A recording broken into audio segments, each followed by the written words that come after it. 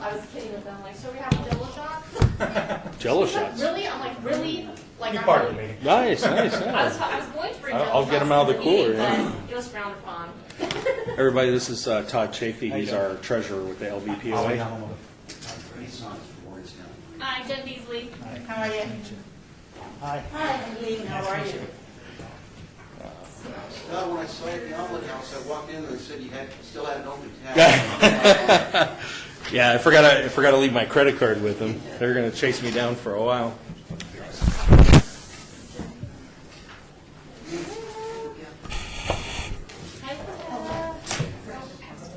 Oh, did you? I see him. CLD 132. And I did that last Yeah, yep. And then nothing in caps. Yeah. You're welcome. Firefighters. Well, it's funny though, because We have a mutual friend. well, I don't have to look it up anymore, but I did for a long time. Well, because you don't get into it that often. Well, I know, but I don't. It's how we make things in caps. I actually had to do stuff like that. I wouldn't know. Is he still working? Yeah, we have. Yeah, you, your representative, you, Rusty. Yeah. We got a lot of Scots.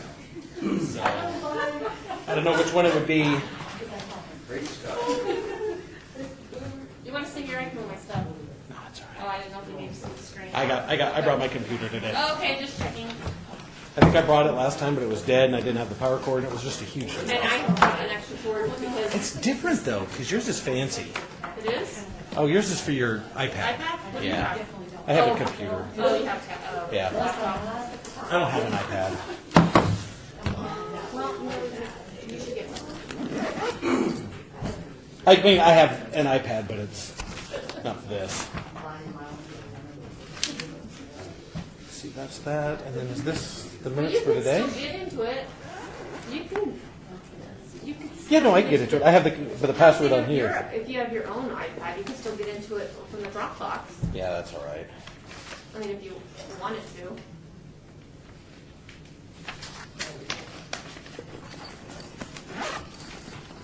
Sometimes I do. I just don't always bring it. You know. It just depends on what I remember that day. Hey, as long as you show up, I think you're in good shape. Yeah.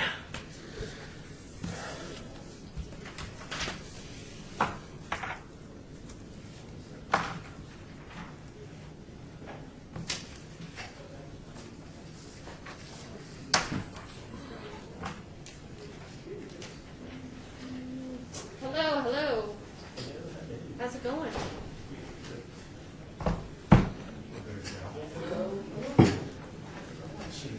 Uh-oh.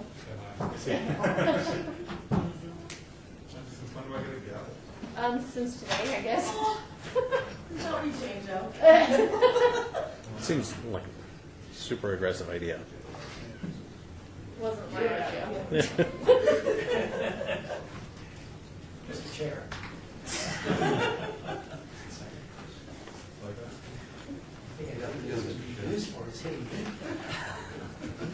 Well, this on the right side. That's how you doing?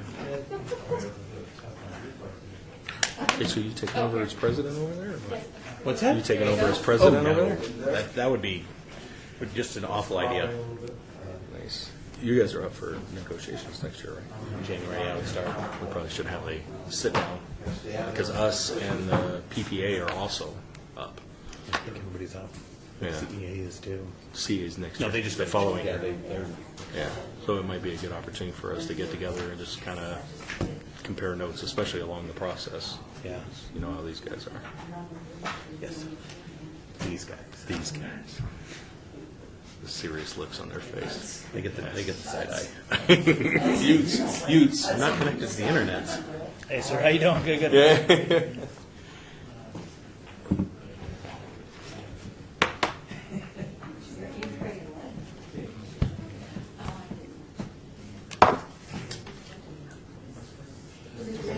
So now we're going to go for 23%. I'm okay.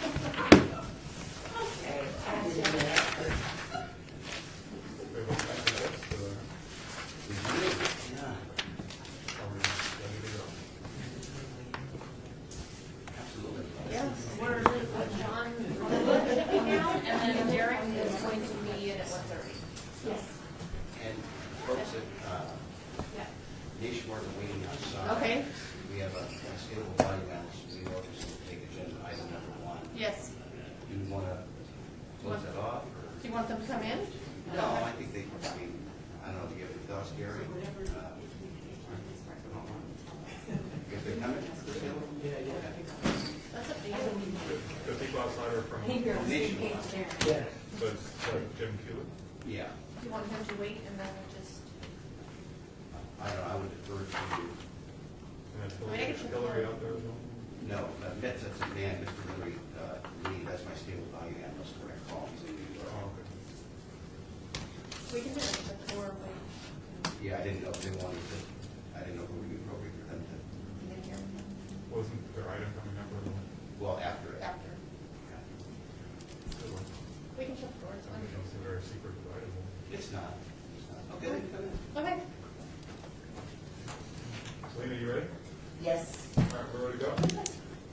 We'll call the meeting to order. It is Thursday, September 20th, 2018, even though the 20th doesn't appear on our agenda.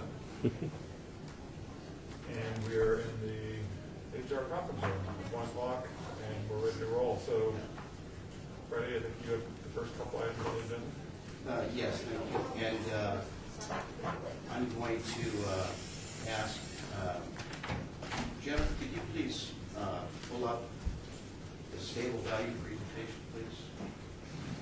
Is there any special value secret? Just, File 9 first. And you did 1.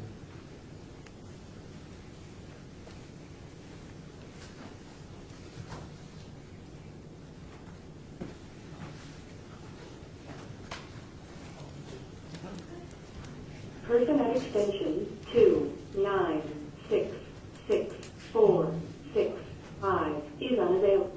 9 first.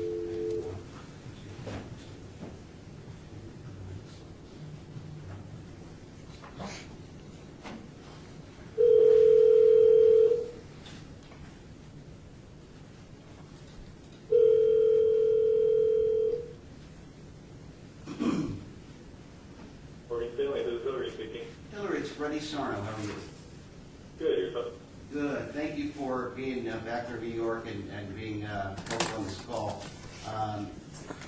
You are on speakerphone with the investment committee, the deferred compensation plan for City of Las Vegas, and everybody. This is Mr. Hillary Lee. He's Morgan Stanley's stable value analyst, and when we talk about stable value as an important topic, for many reasons here, I thought it would be appropriate and beneficial to kind of recirculate a similar presentation that was given to the committee a few years back. The stable value is very prominent in defined contribution plans, and as we move forward and start to focus on many aspects about our stable value funds, I thought this would be a good item to sort of educate, hopefully enrich the community or the committee on the topic of stable value. So Hillary, with that, I'll turn it over to you. All right, sounds good. How familiar is everyone with stable value? I would say moderate. Okay. So if you have the presentation in front of you, could you go to page 2, please? Yeah. So just an introduction or reintroduction of stable value. So what is stable value? Stable value is a fixed income investment option that seeks to provide principal preservation while providing returns greater than a money market fund would. Typically, they aim for 100 to 200 basis points greater than a money market fund. And as Freddie mentioned earlier, it's very prominent in defined contribution plans. And as you can see on the chart below, assets in defined contribution plans as well as stable value assets have been growing over the years. And typically, stable value will make up anywhere around 10 to 15% of defined contribution assets. And currently, you can see at the end of 2017, it was around 10%. Do you have any questions so far? And again, if anyone wants to interject, ask questions, feel free to interject. Did you get the 10% by looking at this chart on the screen? Yep, so if you look at the chart on the bottom towards 2017, you can see the orange yellow is 0.74 trillion, while total DC assets were about 7.7. Oh, okay. Got it. And, yeah, and moving on to page 3, if you will. So what kind of investors use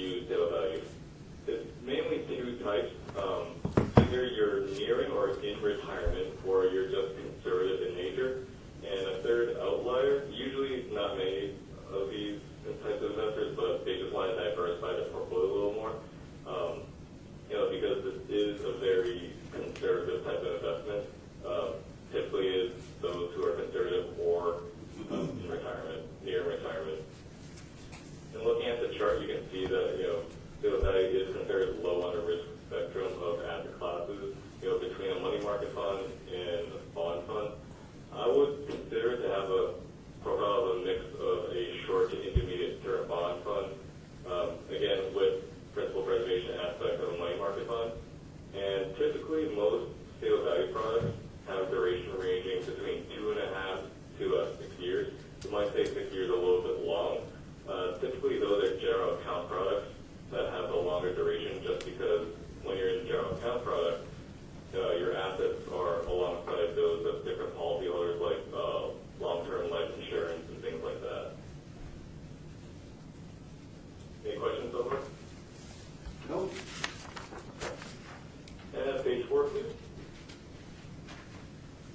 So I think this is a pretty important chart. We'll see 3 different lines. We'll first start with the top one, which is the green one. So this is the Bloomberg Barclays Intermediate Gov Credit Bond Index. So if you were to invest $1, 30 years ago, you'd make $4.91 as of March 31st.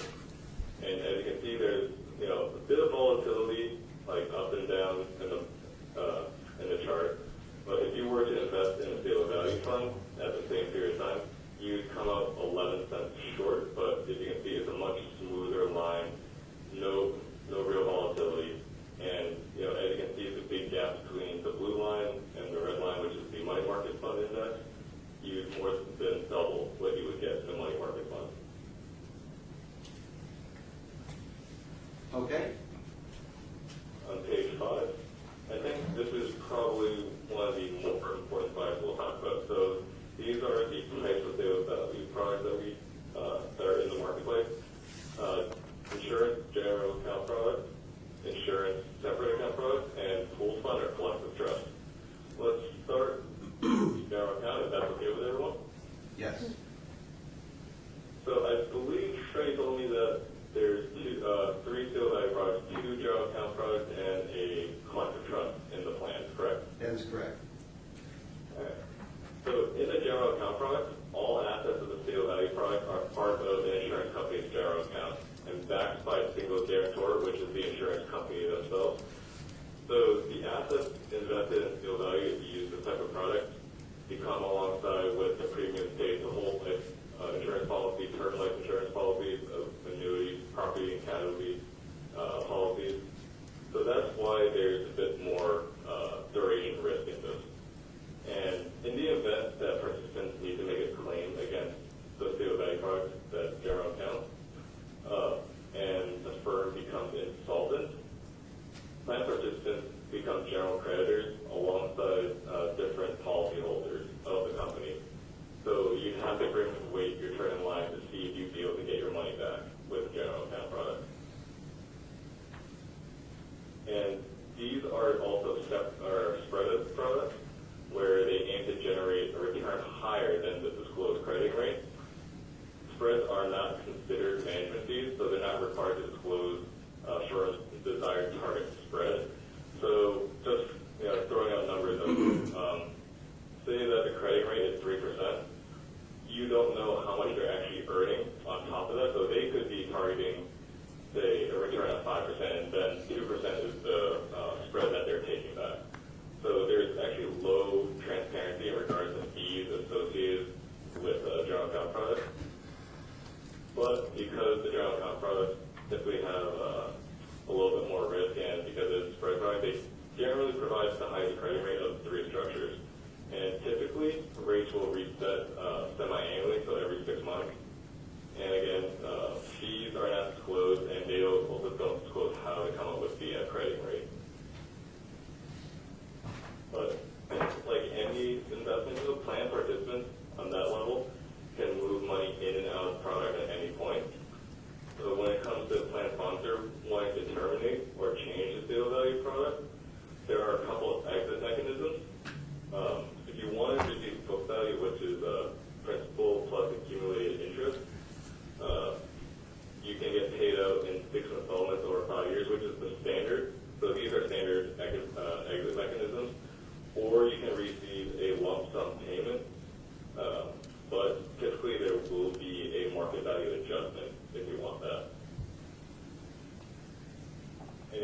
about the general account product so far?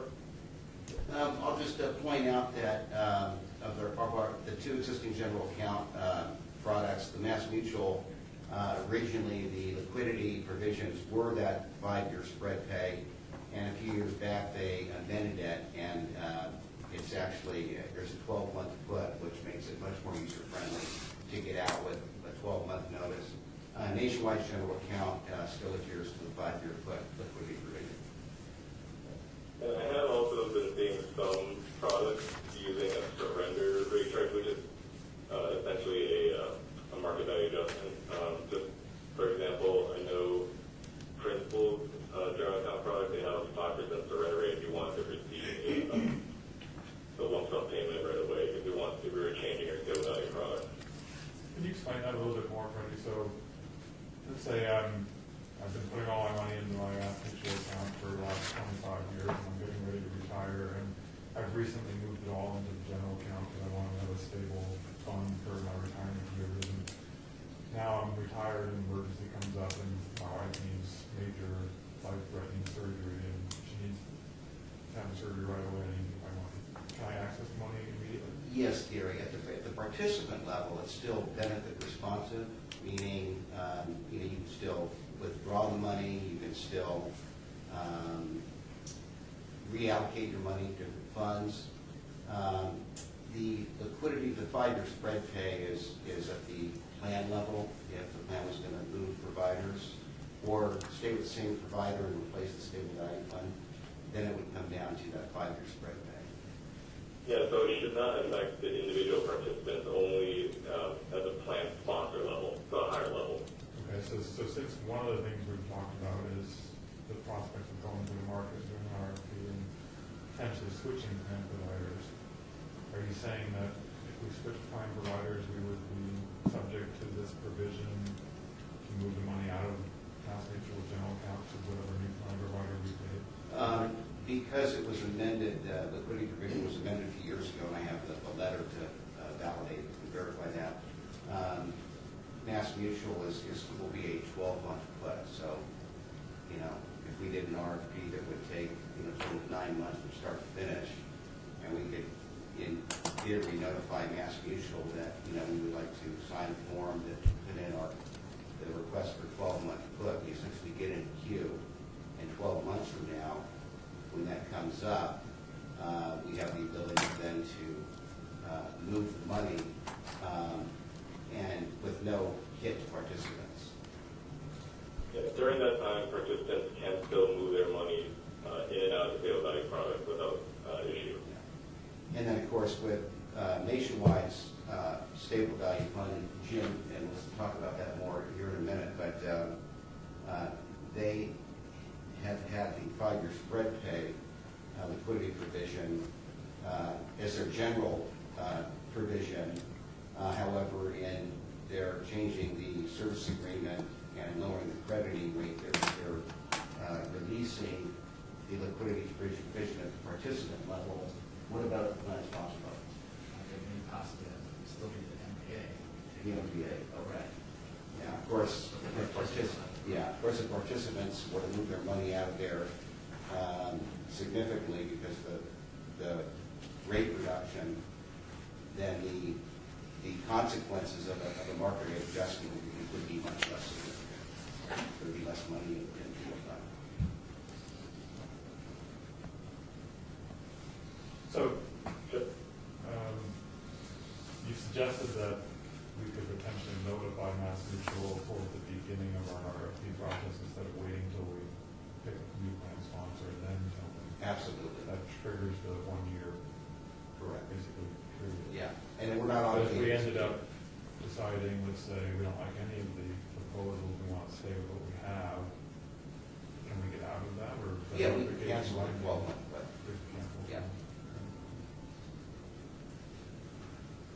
Okay, should I move on to the separate account product? Please. Okay, so the separate account product runs very, very similar to the general account product, except in the separate account product, stable value assets are segregated out from the general account. So essentially, you have your own account, so as the name says, separate account. And this effectively lateralizes have, like, you know the assets that are backing up what your sale value assessments are. And it also adds an extra layer of protection in the event that the plan sponsor makes a claim against a separate account. Say they want to, change over to a different product, and you put in a put or anything like that. And then at the end of the put, market to book value is under 100%. Well, the insurance company would be able to dip into the general account pool and take assets to make the separate account whole to book value.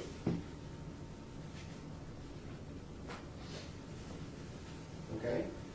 So that one sounds like it has less risk to the participant. Yes, that would be true. Generally speaking, is the return lower? Yes. Generally speaking, yeah, they're a little bit lower than general account products because there's that extra layer of protection.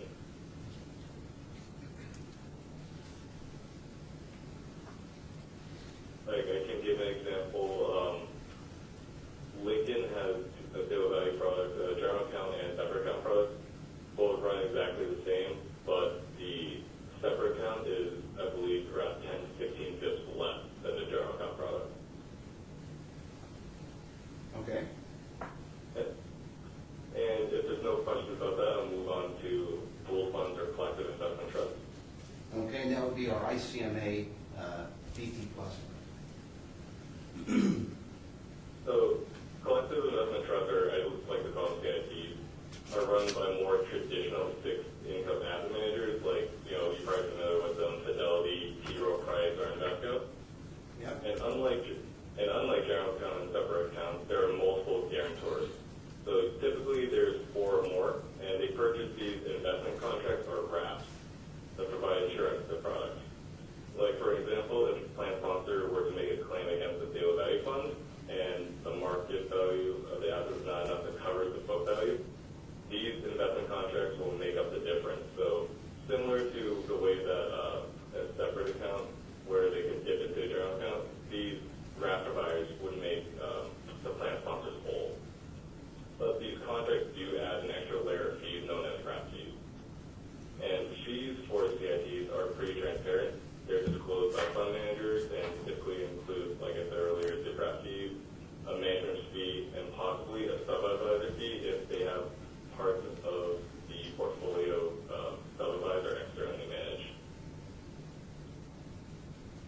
And there are products that do like to use external managers because they feel like it provides them with external expertise that they might not have in a certain fixed income sector.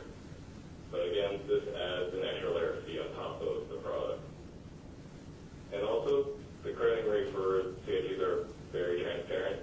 Firms calculate the crediting rate based on the equation in which they typically disclose. And rates for CITs are typically reset quarterly. So every 3 months you hit a new crediting rate. And for the exit mechanisms, there are usually a couple of types of ways to terminate the product on the plan sponsor level. Just like Freddie alluded to earlier, pretty much all CITs have a 12-month put now. Some of them used to have 24-month puts, but they've all changed over to 12-month puts over the last couple of years. And Freddie, explained 12-month puts. I don't have to get into that too much. But there is a difference between a hard put and a soft put. A hard put would be no matter what, plan sponsor would have to wait the full 12 months to receive value. A soft put is where, say, the market to book ratio is above 100%.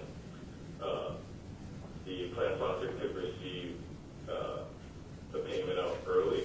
They would only receive the book value. They would not receive the value. Do you have any questions on the collective trust? No.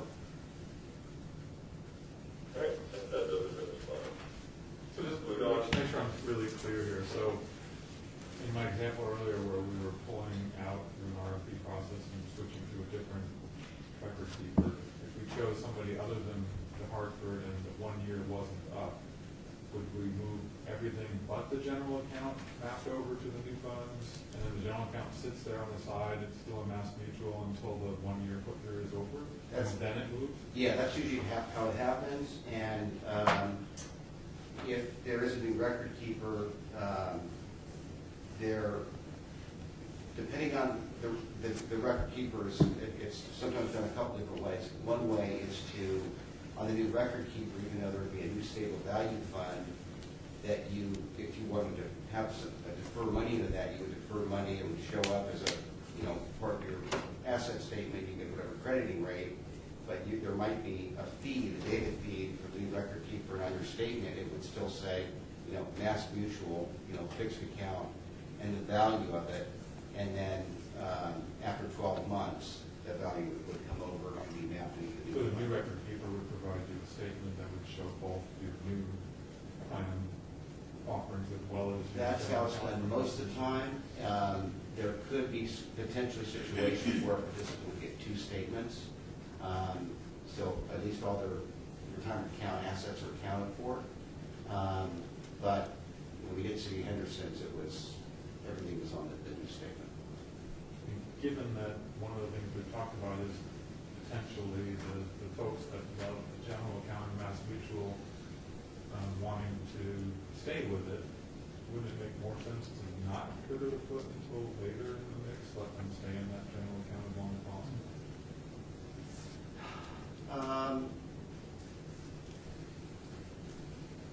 Well, I suppose, but that's a very interesting question.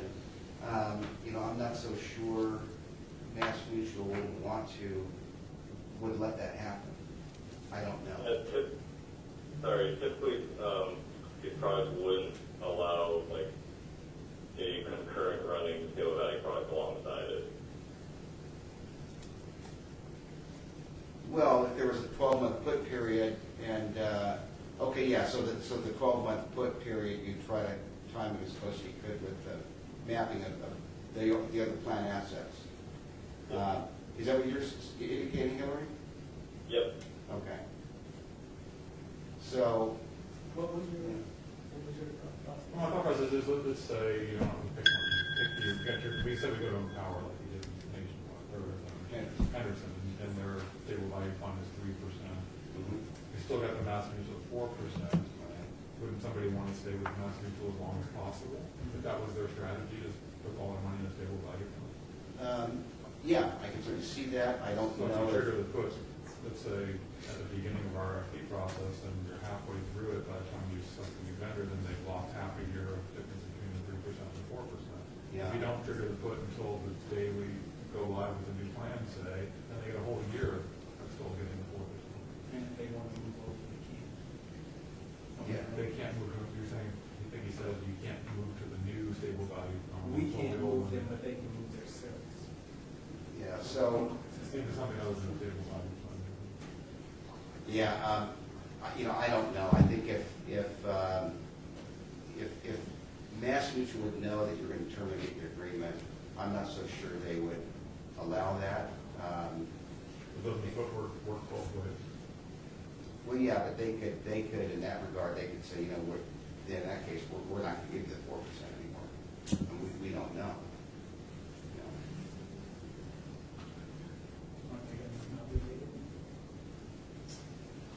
There's no. There's no contract. That's the risk of having Because we don't have the it. contract that's Yeah. not valid anymore. They could stop it any day they want. I Yeah. think. Yeah. So, but that's an interesting, that's a good question, and we'll explore that. We could litigate, so For me? we could just litigate. We can- Yeah. Okay, move on. Okay, slide 6, Hillary. Yeah. So this, I believe the slide is pretty self-explanatory. These are the components that we use in conducting our due diligence on sales value. I'm not going to go into each individual component, so feel free to reach out with any questions on them via email or give me a call. I think the more important slide that we should get to is slide 7. Okay. This is a decision tree that we create at GMA.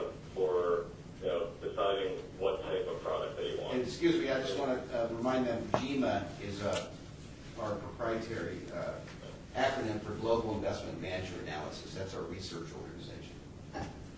Sorry, just throwing so many different acronyms. So, you want to start yourself with asking, are you comfortable with having a single guarantor where you're reliant on them being financially stable? So, do you want only having all your eggs in one basket, or would you like to spread them out a little bit? If you want multiple guarantors, you would skip all the other questions, go straight to collective trust. If you're considering it, or you're comfortable with it, we'll go on to the next question. So would you want all of the general account risk, or do you want to be partially segregated from or insulated from the general account? If you want to be partially insulated, the separate account, like I said earlier, your assets are segregated out from the general account, and if assets were below book value, then they can liquidate some assets in the general account to make you whole. If you're comfortable with 100% exposure to the general account, move on to ask yourself, how important is transparency of crediting rate and fees? If you don't really care what the fees are and you're just going purely for the highest crediting rate, keep on going down to the general account product. But if you want more transparency, the most transparent is going to be a collective trust. And second would be a separate account product where they do disclose sometimes like an individual wrap fee or a minor management fee. If, then moving on, how do you want to get your book value back? Do you want it to be purely 12 months?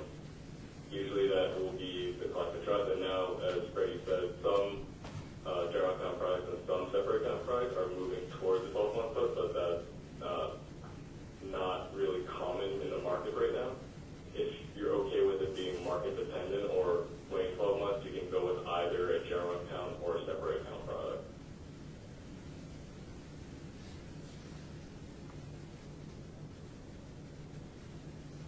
Questions?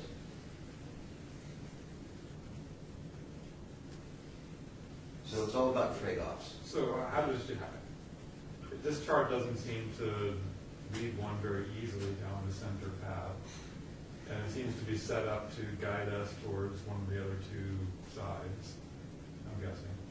But with Mass Mutual, they don't have a choice, right? We're in the insurance company general account. We're there, we're already there. Yep. With ICMA, where do we end up? We're in the collective trust. So the ICMA account is a collective trust? Yes. Yep. And with Nationwide, General account. it's a pure general account as well.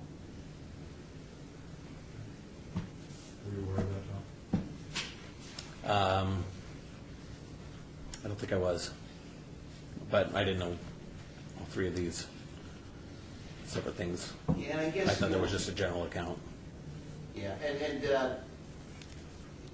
never say never. I mean, things do happen. There are anomalies in the world we live in. One was 2008, and I'm not saying this will or won't happen again, but the fact is a lot of financial institutions were insolvent, and had it not been for the TARP program, Hartford, would have been, literally bankrupt, and it would have been quite a mess for all the insurance policyholders, and trying to get cash values and pay benefits, and all the retirement plans that had their assets, belong in the general account. So through the TARP program, luckily that didn't happen, but you can see sometimes stuff can happen. Did Nationwide take TARP money? We did not. Morgan Stanley did. I'm well aware of that. I mean, a lot of institutions did, but I guess the difference was that, well, we didn't have retirement plans, such as money that we were, You paid that. yeah, just a matter of having tier 1 capital, the whole banking system. But Morgan Stanley paid their part of the back. Oh, yeah. Any other questions, comments? So we can get to the bottom line. So Morgan Stanley in this GMA system, do you recommend these accounts? Hillary, and you can chime in as you feel fit, but we're not really necessarily making any specific recommendation on what type of the three, stable value products a plan sponsor should have. I mean, it's a discussion, it's about, the trade-offs of going with, obviously you want the highest crediting rate you can, with the most user-friendly provisions, and like I said, it's about trade-offs. I would totally agree with that. And, from a personal standpoint, I wouldn't always just look purely at the credit rate. You would always want to know, like, if you can, with their transparency into the product, know what's in the product. A perfect example, I don't want to name names, but there are separate products where there is, a 10% or 20% allowance in high yield. Do you really want, junk bonds in your stable value product? So, we provide that kind of information. We provide that kind of research to help you make a more knowledgeable, more in-depth decision when you're choosing what type of stable value product. Yeah. So around this table, I don't recall hearing much conversation about what was actually in the general account. But in my last video, there was junk bonds in the Hartford general. We have some information today. Okay. And we'll distribute that here in a second, but I think everybody should be clear that, to the extent that there is less than perfect investments in the portfolio, when capital markets get volatile, even in bonds, when rates go up and the value of bonds goes down, if there's long-term bonds, even more so, and if there's junk bonds, credit spreads widen. And that would really be most relevant is if the plan was going to move to a new fund and where the market value is below book, and therefore you would have to deal with the market value adjustment and the difference. You'd have to make a decision at that time. Assuming you're going to stay with whatever general product, if you have a new one or stay in it, even if the underlying assets might be compromised, at the participant level, as long as the guarantors are solvent, they're providing the wrap guarantees to still make it participant responsive to move, reallocate funds in and out of the stable value fund. So, Any questions? any other questions from you? That's the end of this presentation. Okay. Well, Hillary, thank you very much. That was helpful, and appreciate your time. No problem. Well, you guys have a great rest of your meeting. Thank you. Have a good evening. Bye. Bye-bye. Would you like to see a presentation of the Mass Mutual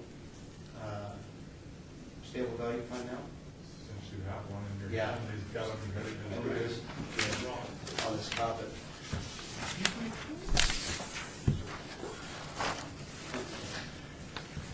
See, that I'm gonna run out of the room and go with my money out of nothing. Is this like insider trading? I think you can buy a smaller font if you go on. Oh, I know. I don't think this is a normal font. Yeah, this is a 15-page report right here. And so I can basically highlight what this says, is that down at the bottom, Yeah. financial strength ratings, that is, A+, AA+, those are ratings of Mass Mutual as the guarantor, and Mass Mutual in that, is regarded as a very healthy company by that indication. Composition up top right, long-term bonds 56%. If you go down to credit rating averages, on the bottom left,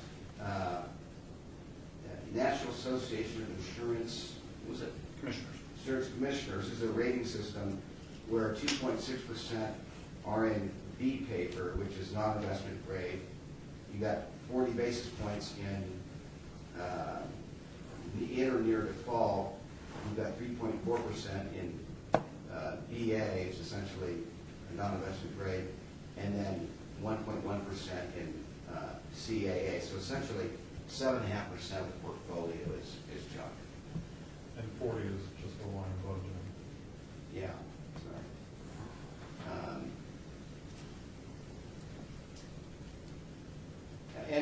be honest with you, I would tell you that, industry-wide, because it's been such a low market rate environment, there's been,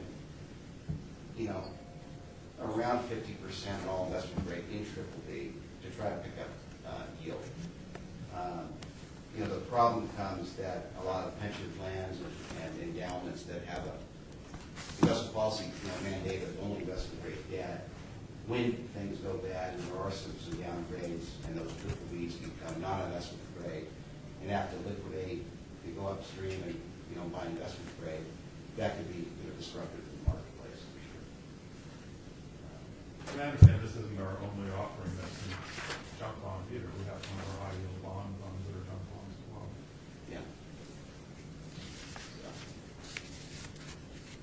Our average member probably doesn't really understand that. And I guess just to finish off this topic,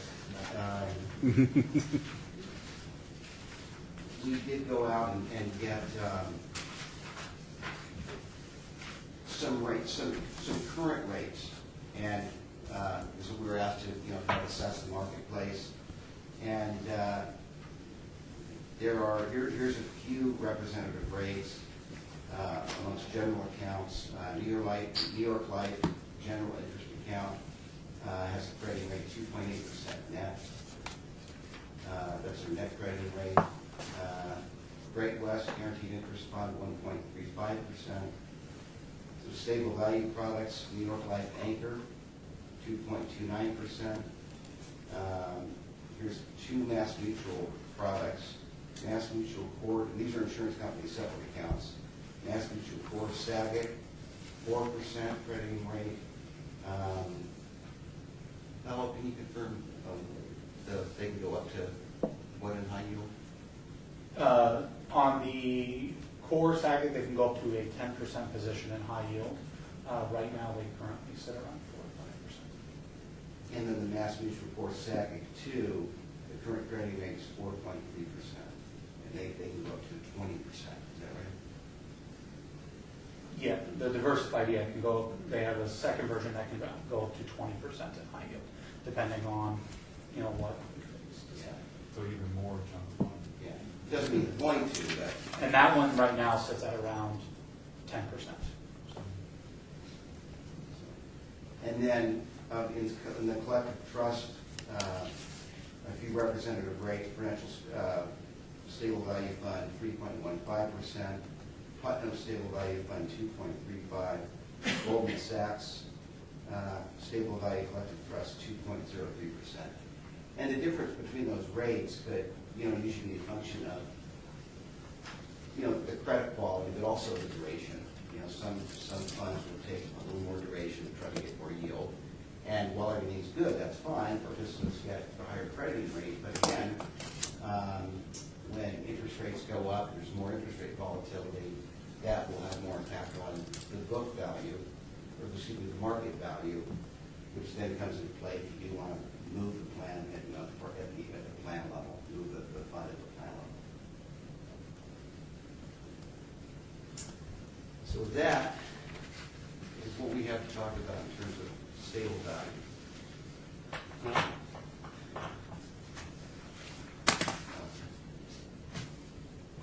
Let me ask one more question. So in our target date fund series, when you get to the earlier target dates, people are closer to retirement, do those products have a chunk of their money in stable value funds? It would vary. Certainly money market, but mostly it's stocks and bonds. And depending on the suite of stable value funds, they might have between 30 and 55% equity exposure at age 65. And then, depending on how it's managed after retirement, either flatline, maintain that, or keep managing and lowering it through retirement.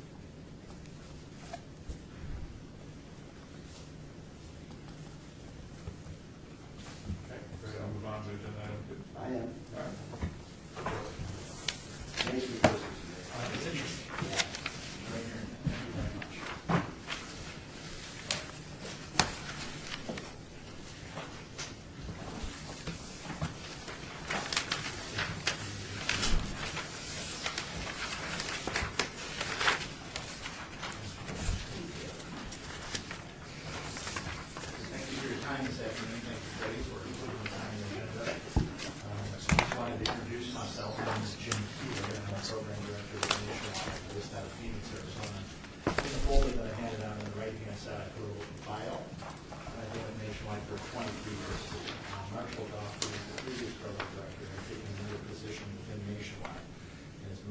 company's mid-case acquisition.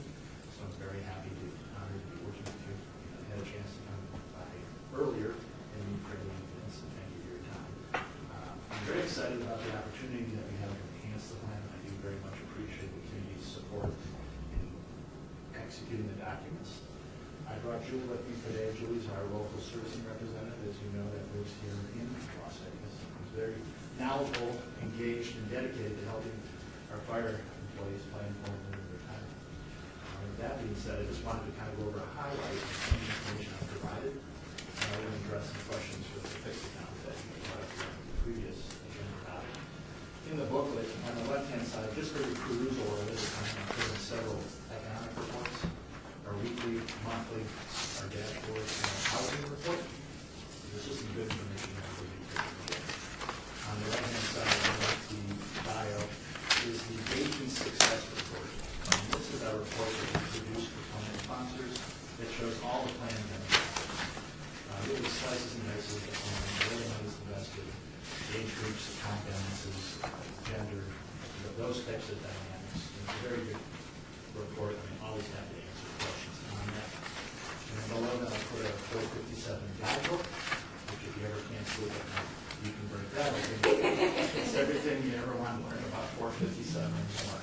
But with the new plan enhancements, as you know, starting October 1st, we'll be going ahead and lowering nationwide administrative fees from 30 basis points to 15 basis points. We're doing it on the first of the quarter, so it's a clean quarter for participant statements going forward. And then currently we have the fixed account that's paying 3.3% and does have that 20% participant level restriction to move money around amongst the various investment options on an annual basis. That will go away, so we'll lower the crediting rate from 3.3 to 2.5%, and it will be 100% liquid for those participants in the loan. The fixed account with Nationwide, which was created in 1939, is a general account nationwide. 40 billion in assets. Its average weighted life is about 9.3 years, with an effective duration of about 6.3 years. So it has 100% market to book ratio and A minus average quality. So that's some good information. Obviously, happy to send you that fact sheet in a PDF format. You say A minus average quality, you're talking about like some of these rating agencies like 50. And best is A plus, Moody's is A1, and of course is A plus. The average quality is A minus. Yeah, excuse me, when you mentioned the rating agencies, is that they were giving nationwide a rating as the help of the guarantor? Correct. Okay, and then you talk about average credit quality, that's within the portfolio. That's correct. Okay. And I'm not sure I send you that CDL. Okay. That's very important as pertains to the previous discussion. Okay, and with there, can you also send a portfolio breakdown? So, just like Nationwide, or excuse me, Mass Mutual did, your average credit quality might be A minus, but can we see the total portfolio breakdown? Okay, yeah. I will request that information for you. Just so you know, the plan will roll with the changes 10-1. The decrease in the fixed account will take place on January 1st, 2019. We will send out a letter very early in November to participants, letting them know the upcoming enhancements. And Julie obviously will be able to hold education meetings and work very closely to make sure that all questions are answered with regard to the enhancement. Are there any questions on that? Please. John, have you talked to any of your information yet about how this is connected? Yeah. Yeah, I've sent emails out to everybody telling them what the plan was going to be, the revision.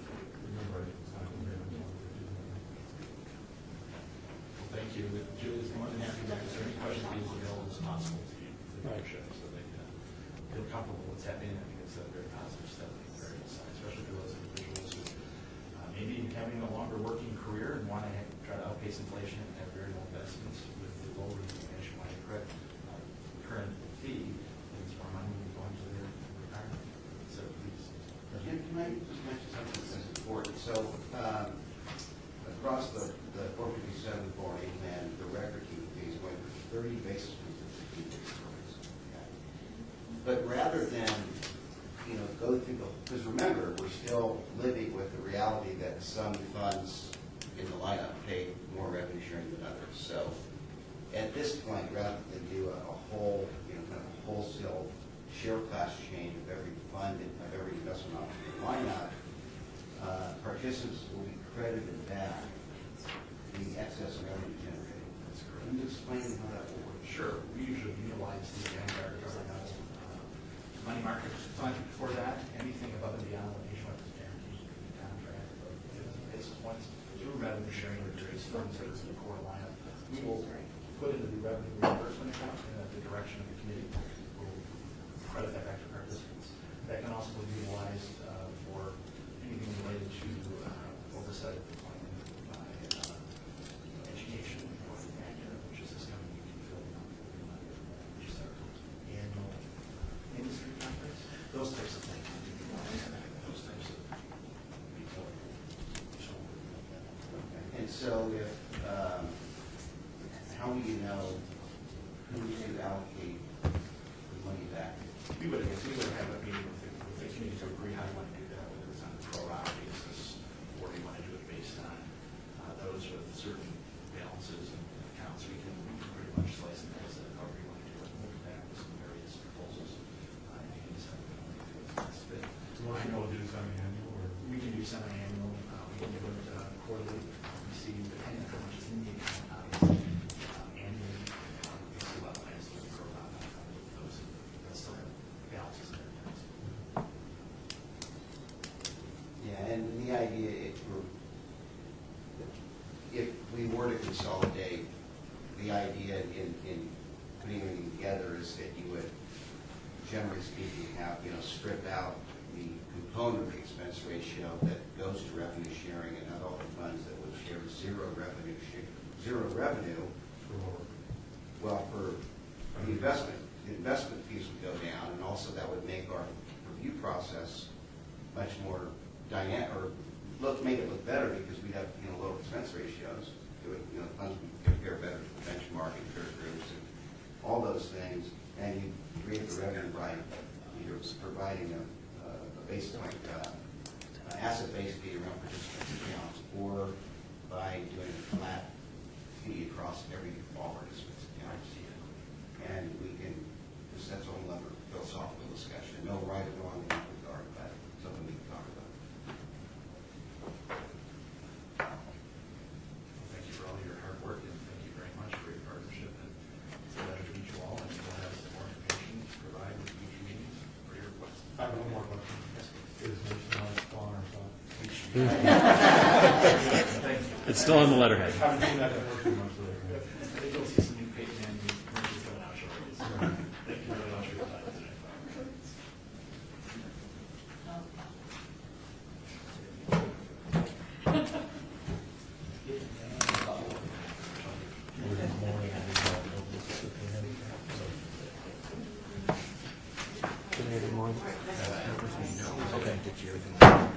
Okay. Got one?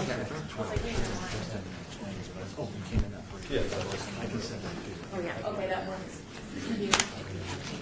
My last name is Montez, Julie Montez, and the civil is 280 Okay, the other one's 8149.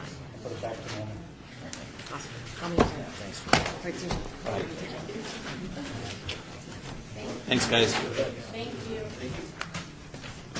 So this is second one. Yes.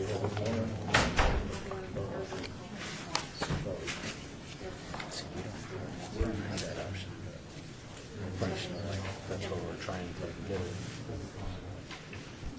So it's like a topic. The problem is their fixed general fund is lower than which is under the general fund. That's 4%. And they're at a 3.3, so that's what you're over. I mean, in the general To fund. wrap up that conversation, And that's what we decided. the financial strength rating for the Nationwide account is not as strong as the financial strength rating for the Mass Mutual account. Based on the rating agency's credit assessment of the guarantor. Single A versus basically close to triple A.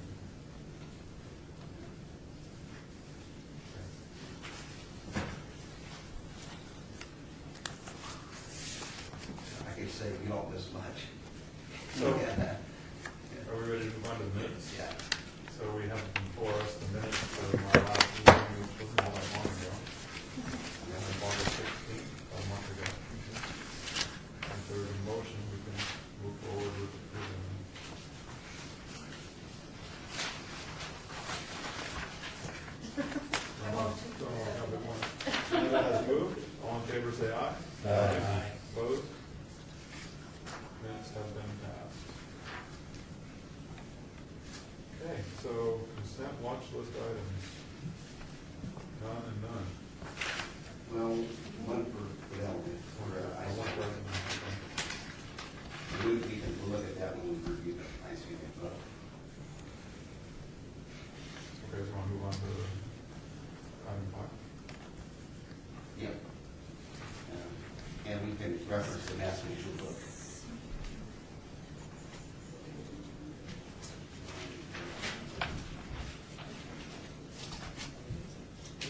Page 2, summarized version. Yeah, Mass Mutual review. Just looking at the capital markets overview. After a volatile start to 2018, markets got some relief in the second quarter. However, the environment remains challenging for equities. While economic data continues to be constructive, protectionist trade policy pursued by Trump administration has weighed on sentiment, and uncertainty over tariffs threats to overshadow strong corporate earnings and consumer confidence. The S&P 500 was up 3.43% for the quarter. 7 of 11 sectors finished in black. No, wait, Mass Mutual. Yeah, I don't have that on my page, so I'm, It's more like. It's page 2 of 14 when you get into the. I've got to see Oh, the capital markets. I know, but there's different chapters. Yeah, it's like page 5-ish of the actual report. Oh, you're in fund searches. Oh, That's why. all right. Yeah, you remember. Can I review? Yeah. Page 5. Wrong document. There you go. Did you find it, Yeah, Derek? mine says 5. Even though it's page 2. Yeah. See, it's 2 of 14 at the bottom, but it's actually page 5 of the document. Oh, okay. Sorry. Sorry, I know, a little confusion there. Okay. Energy led all the sectors. Energy was up 13.48% as oil prices rebounded and moved over $7 per barrel. Consumer discretionary and tech were up 8.17% and 7.09%. Industrials were the laggards, down 3.18%, and financials were down 3.16%. International equities were challenged by rising U.S. dollar and other geopolitical pressures. Emerging markets dropped 7.73%. And again, headwind was the strengthening of the dollar. Europe was down 87 basis points. Japan was down 2.2%. The Barclays Act U.S. bond index fell 16 basis points for the quarter. Next page. The Bureau of Economic Analysis estimated that real gross GDP increased an annual rate of 2% in the first quarter of 2018, in comparison to 2.9% increase in Q4 of 2017. Morgan Stanley forecast So they GDP growth to automatically be drop it 2.7% in 2018 and 2.2% in 2019. And I will say that in June, they got a reading that GDP was at about 4%. So it got a little hot there. Unemployment for May in 2018 was 3.8%. Job gains occurred in construction, professional, technical services, retail, transportation, warehousing, and manufacturing. Federal Reserve Bank of St. Louis indicated corporate profits increased 8.67% quarter over quarter and are up 16.88% year over year. Inflation increased in the U.S. Year over year CPI index was 2.2% in May, up from 1.8% in February. Morgan Stanley forecast 2.6% inflation for 2018 and then declining 1.9% in 2019. Private sector housing starts in May. We're at an annual rate of 1,301,000. That's 8% above last year. Retail and food service sales increased 5.9% year over year in May. Consumer confidence decreased slightly in the second quarter with a reading of 126.4 in June after peaking at 130, which in February was the highest since 2000. Page 4, U.S. equity markets. In the table below, as previously mentioned, the S&P was at 3.43% for the quarter. Russell 2000 small cap stocks were up 7.75%. It was essentially it's this risk-on environment we've been in. Momentum driven environment where growth, for the most part, outperformed value. We just lock in those 7-year numbers for the next 7 years. Wouldn't that be nice? You could really plan a future on those numbers. Who needs stable value? No. Well, another good point is if you look at these numbers and people who moved into stable value after the last recession because they got nervous and their market value had declined, they missed out on. They got left behind. You feel bad for them, and then there's a lot of them. And Julie Berlantes and the other education reps, I'm sure, will tell you that. Next page, global equity markets. Foreign equities going to have their challenges. You see the quarter returns, each index down 80 basis points, Europe down 87 basis points, Japan down 2.12, emerging markets down 7.73. Emerging markets were the top performing sector in 2017. All of a sudden, we got the trade war, imposed tariffs, and a stronger dollar that has just, put a screeching halt to those equities. So, next page, bond market. Barclays aggregate index down 16 basis points for the quarter. High yield was up 1.03%. Government bonds were up 10 basis points. Mortgage-backed securities up 24 basis points. If you go to page 19, please. Hopefully. It's not. Oh.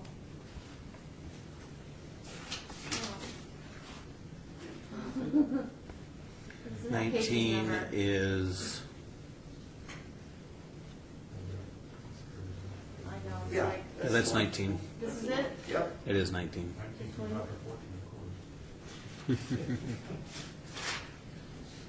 Okay, so there's our watch list. Pinnacle River Turn, Oppenheimer Main Street. There's Parnassus Core Equity, which we have a side discussion on. AMG Manager Skyline and Franklin Utilities. Go to the next page. Here's our diversification chart. Over the next 3 pages.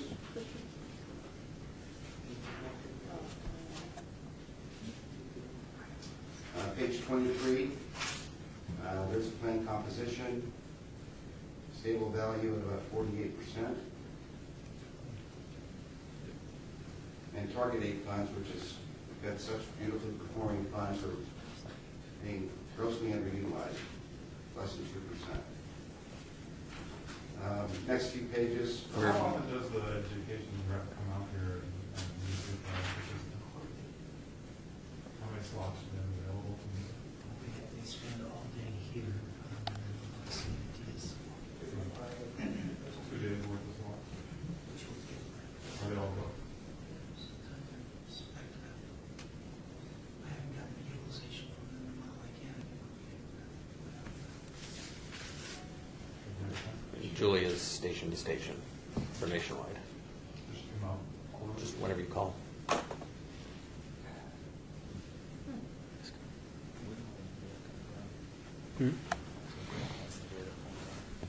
I was wondering upon new hire for, new hires. Okay. And how does a participant decide which recommendation to go with? Is it word of mouth? Is it what their friend asks them? Is it Flip a coin. what rep gets them first? I always wondered the dynamic. That's the joy of having two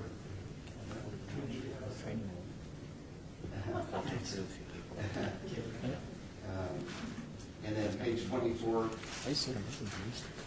25 and 26, the asset levels. And at the end of June, we're at $166,720,000. Go to page 29, historical watch list.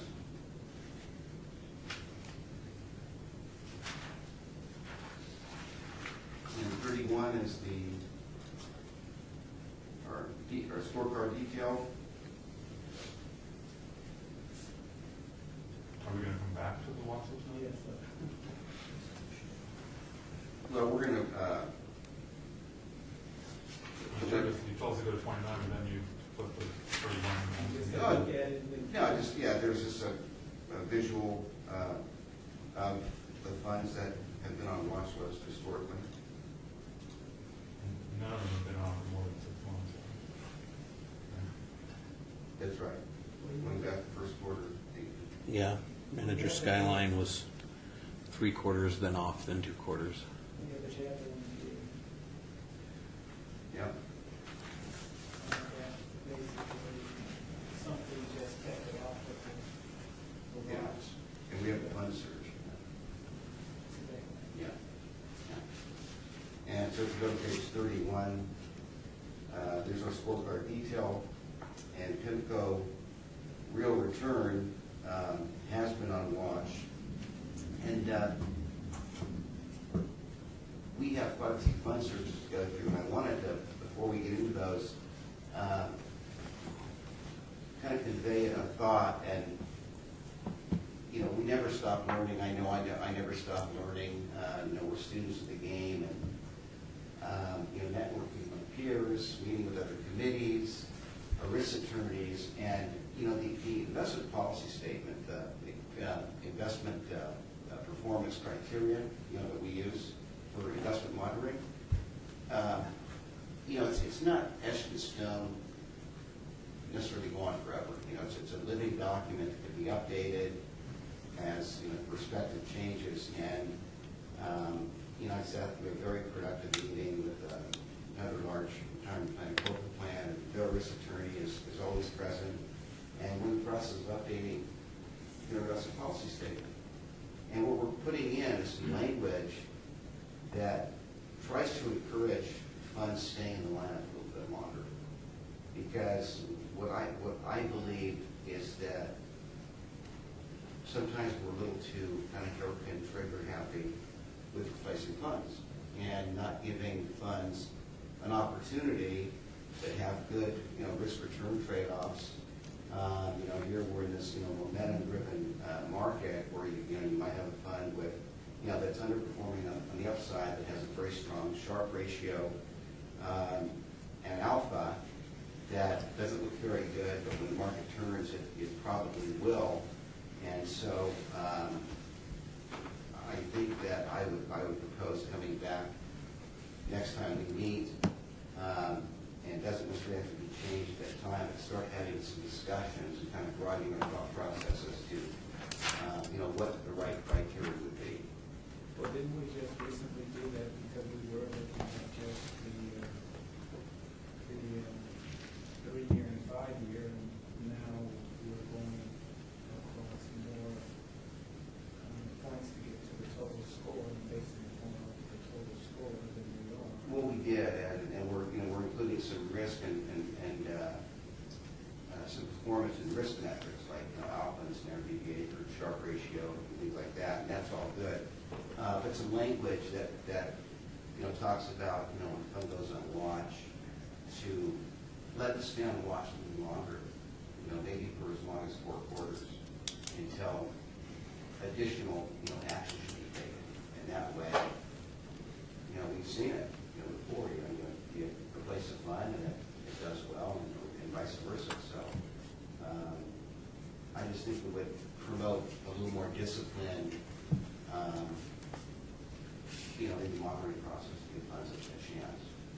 I mean, I'm fine with that. However, that's where we would expect for you, if we were so quick to do something, that you would step in and point out something that maybe we don't know, or that you talk to your colleagues or other folks about and educate us then and say, I understand. But you may also do that if we see something that, you know, that we've only been on there for a couple of quarters. But you may also say, this is going on, we may want to do something now and not just wait for 4 quarters or Yeah. whatever. So, Well, you're right. It works both ways, and that's why there's language, you know, in the policy statement itself that, you know, you have monitoring criteria, but there also, you know, allows for subject to activity. And there's no hard and fast rules for managed termination. and that does give the committee some flexibility. Sabrina. Sabrina.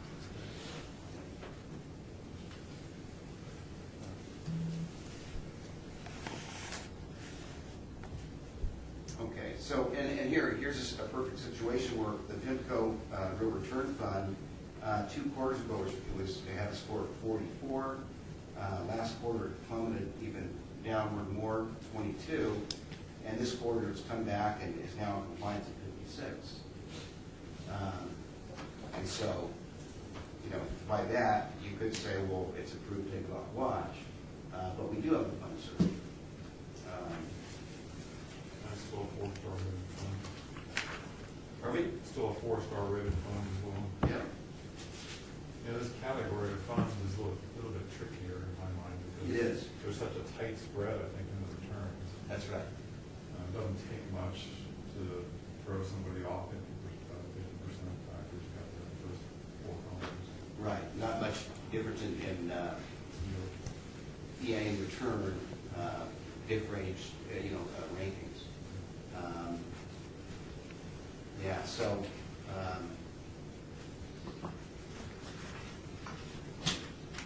and also, I will also say that,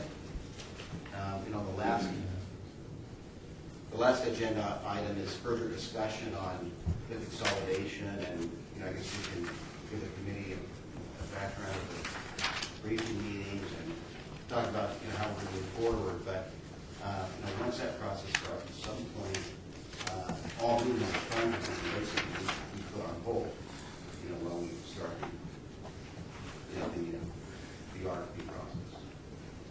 Does it have to be, or is it a recommendation? My recommendation, because if you, I always saw the fiduciary responsibility during that period of possible transition. you do, but, it's about, having minutes, documented, and there might be funds, that marginal, and you say, given the fact that we may be, doing major changes, we think it's best to, keep things status quo and hold these investments until we get more visibility on the bigger picture. So it can be fluid. So can we go back to page 29? You have info on watch for 42, this is 42, looking voting, whether it would be on watch this quarter or not, or are we voting that it would be on watch for 43?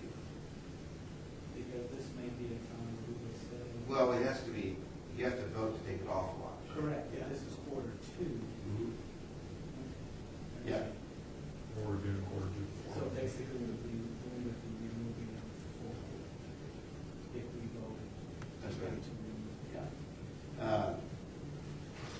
So again, but we do have a fund search, and I can promise you, when we show you the fund search, we're going to show you a fund that has better historical performance, right? So our investment policy statement has a trigger to mandatorily put a non-compliant fund on watch, but there's no such trigger to take one off watch.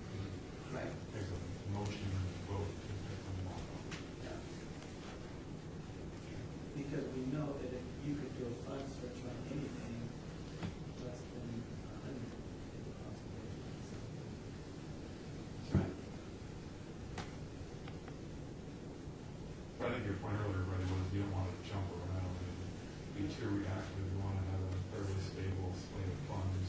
And one of the things I did hear when we were out testing the waters on the RFP process was some concern about, well, geez, I'm going to have to move from funds that I've now got comfortable with, and it's difficult and it's stressful. And so even just mapping somebody to a new fund can be stressful for a not very educated investor. Yeah.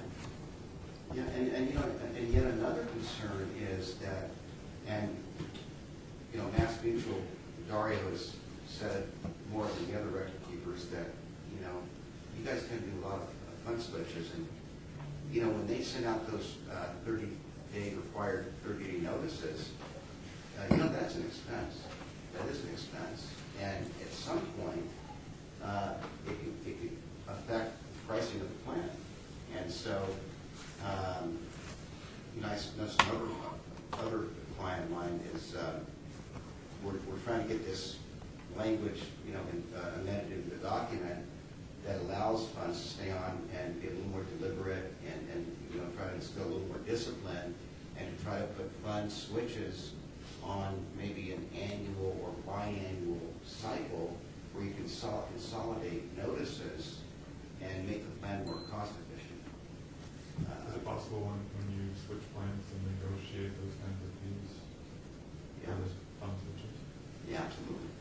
Now, the record keepers that we're dealing with have never made it an issue, but it is an administrative, you know, time and, you know, their time and effort, and at some point, I think it could become an issue. So, I think it would, you know, on a clean slate through an RFP process to, you know, try to talk about every detail you can think of. One of them is, you know, cost of education and on-site meetings and you know, get that, you know, really quantified in the contract.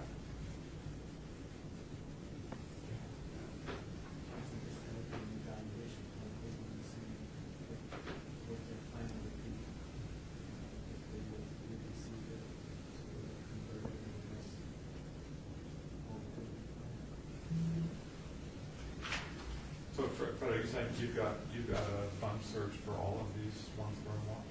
There's some here that are on watch you don't have a fund search for? We have fund searches. Yeah, for Massachusetts, we've got 1, 2, 3, 4 fund searches. We have one for ICMA and we have one for Nationwide. But on this watch list, we've got 1, 2, 3, 4, 5 ones that are on watch currently. Yeah. So which is the one that's on watch that you don't have a fund search for? Parnassus. Yep. Parnassus. Yeah, Parnassus. And that's one of our newest ones. Yeah. That's one we talked about last time. Yep. We've got some work to talk about today. So I guess the question is, Pimco rate of return is now in compliance. Last quarter on the 3-year peer group ranking comparison, it was 68th and improved to 35th. And on the 5-year comparison, it was 74th and improved to 34th. And on the 5-year Sharpe ratio, last quarter is 54th, improved to 46th. And hence, it's now in compliance. Had a score of 22, last quarter is now 56. So, would you like to give the benefit of the doubt and keep it in the lineup because it's now in compliance? Or would you like to see the fund search? At least see it since you brought it. Okay. You got that other book, Jennifer? That other fund search book?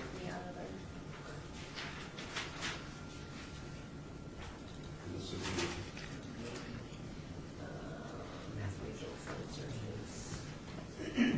Yep. okay. And if you go to page 4, please.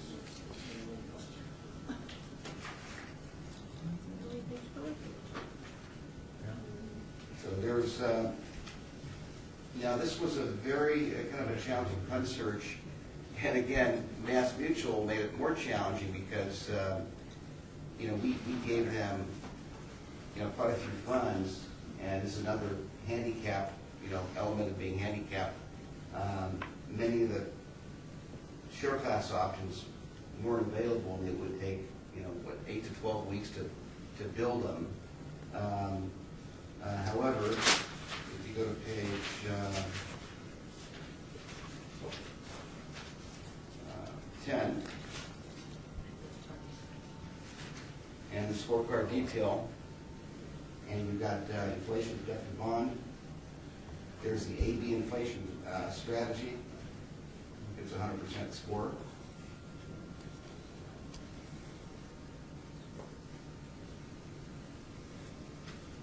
Good use of numbers for these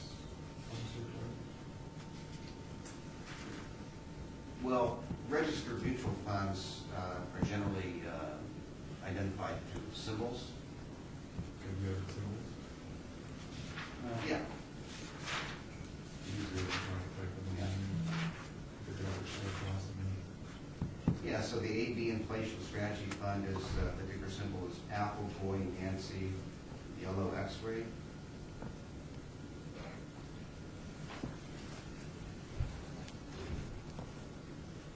And the incumbent fund is PARRX. And if you go on page 14, you can see the direct comparisons.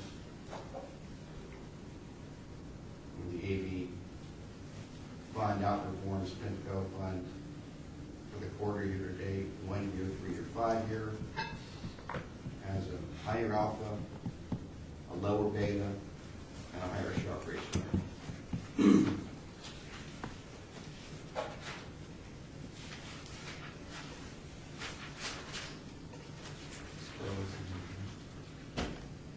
this is a 5-star, 1-star rated fund versus a 4-star for income.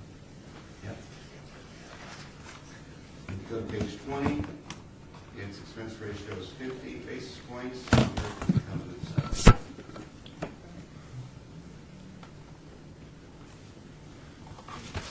And so that, the returns that you reflected on the previous slide don't consider the expense ratio? No, it's net. It is net? Yeah, all funds are So that's net. partly why there was a better return, because of lower expense ratio. Yeah.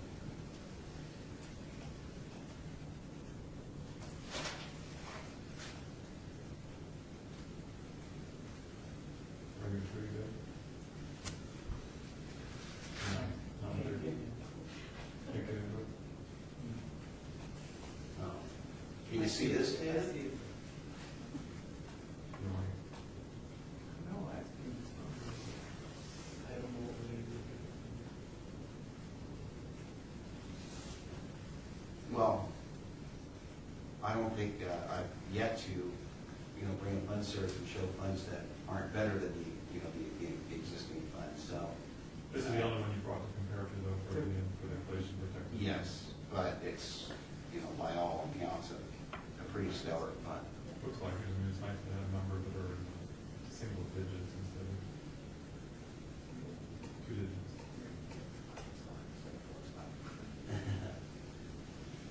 So how much do they charge us when they switch funds? I thought you said that there's fees for setting up or No, funds transfer. well, no, there's an expense incurred, Okay. How do we get billed for the expense? The expense for the record keeper. Okay.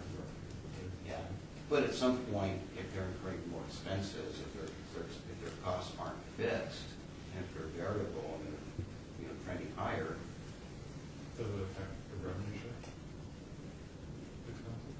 it doesn't affect the revenue sharing, but it can affect your record keeping costs. Because, you're not, like in a new contract, they might guarantee your record keeping costs for a certain term, and then, that reevaluate the profitability of it. So since our contract with Mass Mutual expired 20 years ago or something, how are we paying for Maybe. record keeping costs? Maybe. We don't know. Well, you're paying for it, No, it's a contract. you're paying for There's it a out of, modification somewhere that no one knows about. you're paying for it out of fund revenue sharing, the participants are paying it. That's what I wanted, that's what I was saying, is revenue sharing. Yeah. Yeah.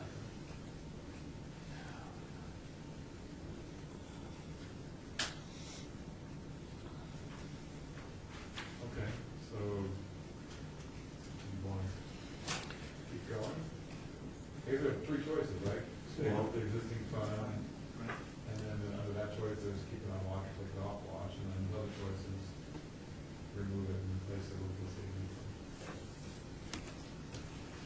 Joey, do you have any thoughts? No, not right now. Well, looking at page 17, which has got calendar year performance, if that's right. Ready? 17 of this fund? Of this list, yeah. So it's a couple pages earlier than we just were.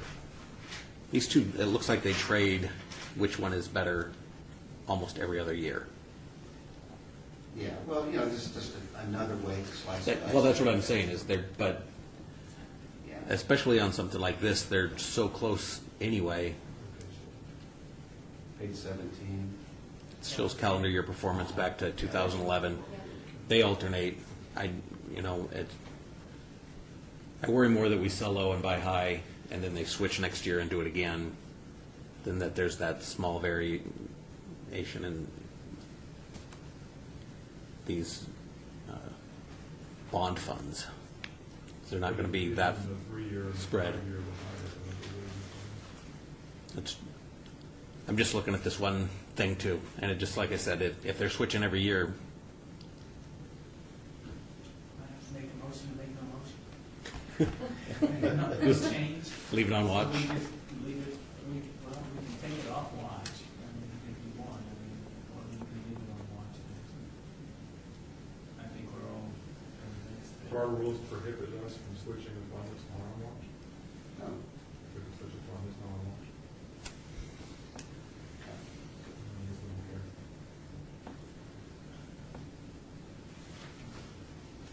I'm guessing we don't have a lot of assets in this fund.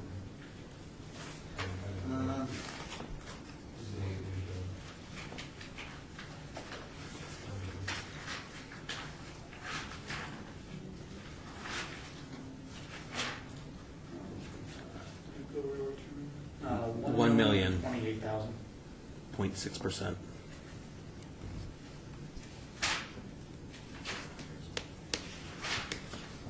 Yeah, they can watch it very soon.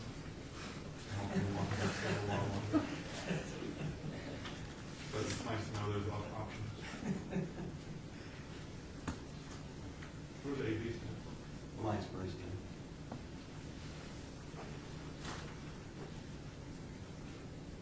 Thanks, we move on. So, There's no motion. oh no, unless you just keep it on watch or Keep it on watch.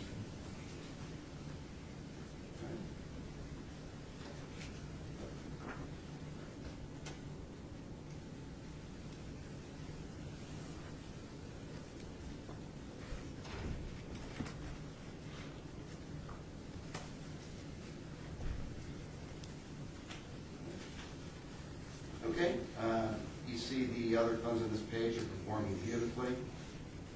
What page are we on? 31.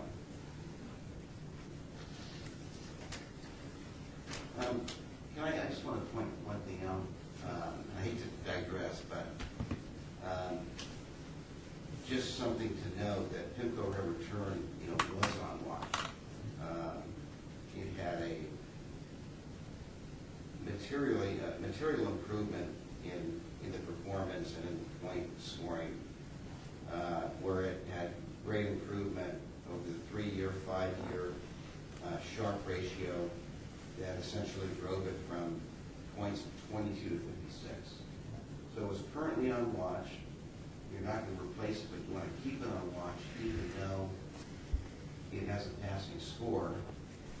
And My thought of keeping it on Yeah. watch is that then it would force us next quarter to look at it and look at this again and see that it was on watch.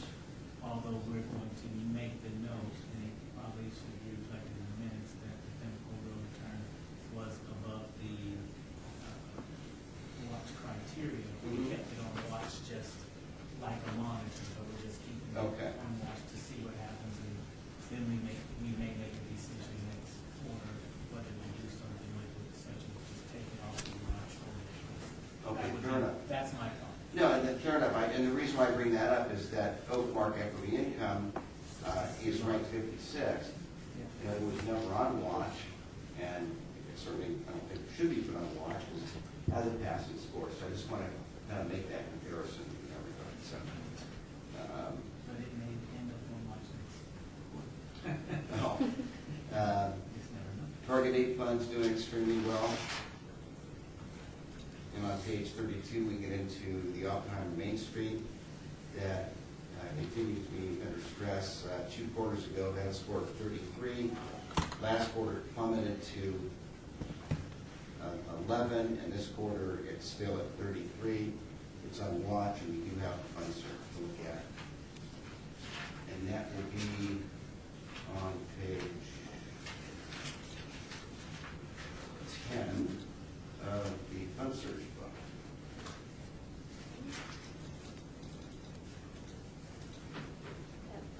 Yeah.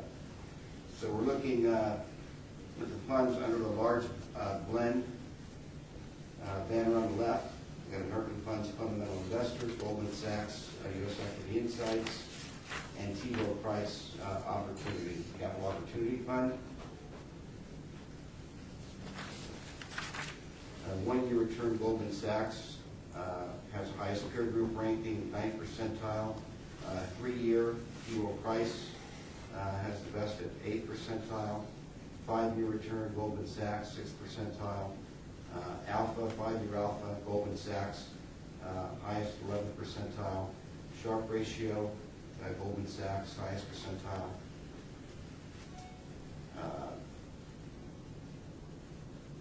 And has a score of 78. Now, if you go to page 14,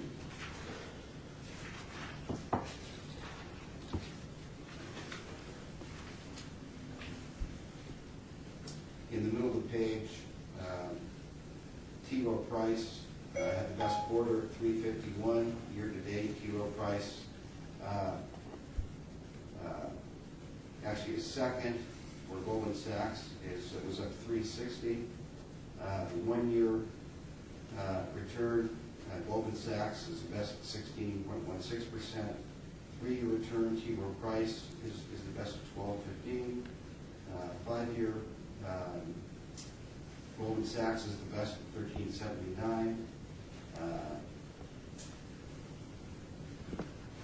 Goldman Sachs has, it's not stellar, but best of the alphas at negative 1 basis point.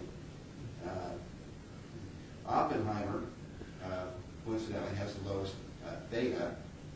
The Goldman Sachs has the highest Sharpe ratio, 128, and if you take Oppenheimer out, it has it does have a high standard deviation of 1026. T. Rowe Price has a lower standard deviation of 10.01. So you could make a case for Goldman Sachs or T. Rowe Price in this regard. When you go to page 17, another set of data, and you go to the various calendar years, and I always like to see in 08, and coincidentally after this year, the 08 will drop off, because it'll be more than 10 years, and I like the benefit of the 08, so we can see how these funds hold up in all the drama of that market. None of the large cap funds did very well. Yeah, well, but we're comparing it, to the large fund category and the S&P 500 in terms of relative performance. And in that case, T. Rowe Price, minimized the damage, down 36.66%. But going across all the calendar years, Goldman Sachs was the best last year, 23.44. American Funds in 16 up 12.14. 2015, Oppenheimer did the best. 2012, T. Rowe Price was up. Goldman Sachs up 15.29. 2013, Goldman Sachs was the best at 35.98. 2012, American Funds did the best, up 16.78. 2011, Goldman Sachs did the best, up 4.23. 2010, Oppenheimer did the best. In 2009, it was American Funds. So this is a tough call. Goldman Sachs looks pretty compelling.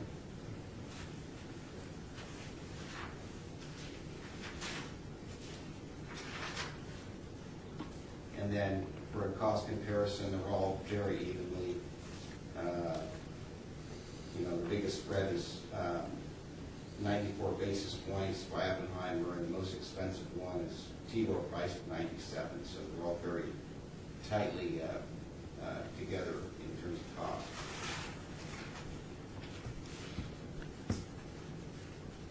But until we, change the investment policy to allow for funds to, maybe stand there a little longer, if they're still failing, this auto number probably should be replaced, so. Any opinions on the replacement fund? Mass Mutual, our target dates are T-Rowe price, right?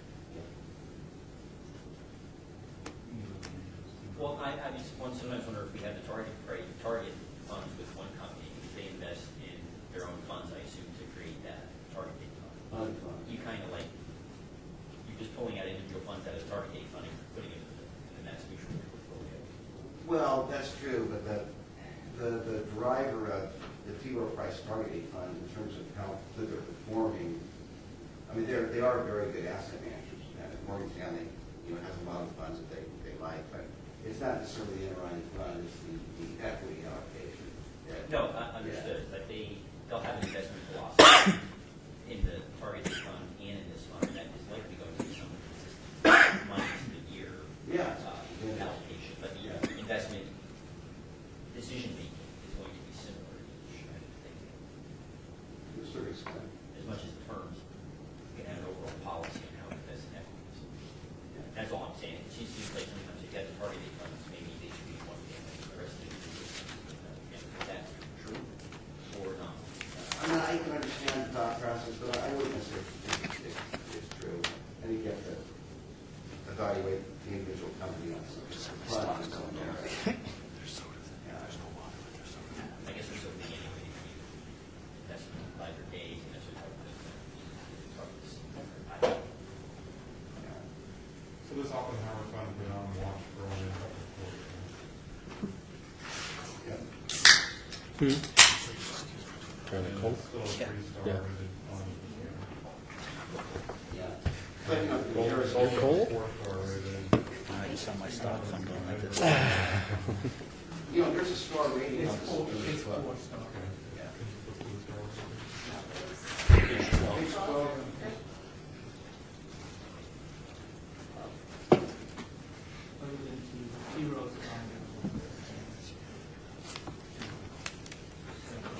So Tracy sent me an email that I sent the post orders a while back for unit 7, and I opposed the staff because they wanted to do 2 and 2. And she sent it back to Smith. Smith forwarded on to Russell, and Russell approved it. How do you want to proceed with it? So, I mean, it's their policy. We just get an Well, I like 4 and 5-star I funds. guess we're going to have to have it added Generally, across okay, to them trading up. just legally.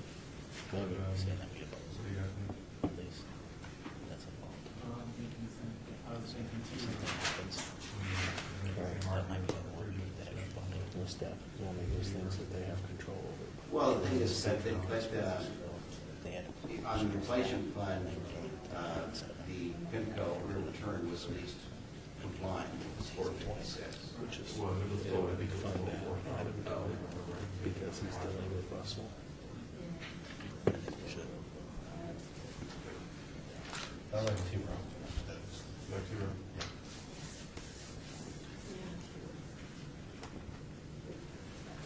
Yeah.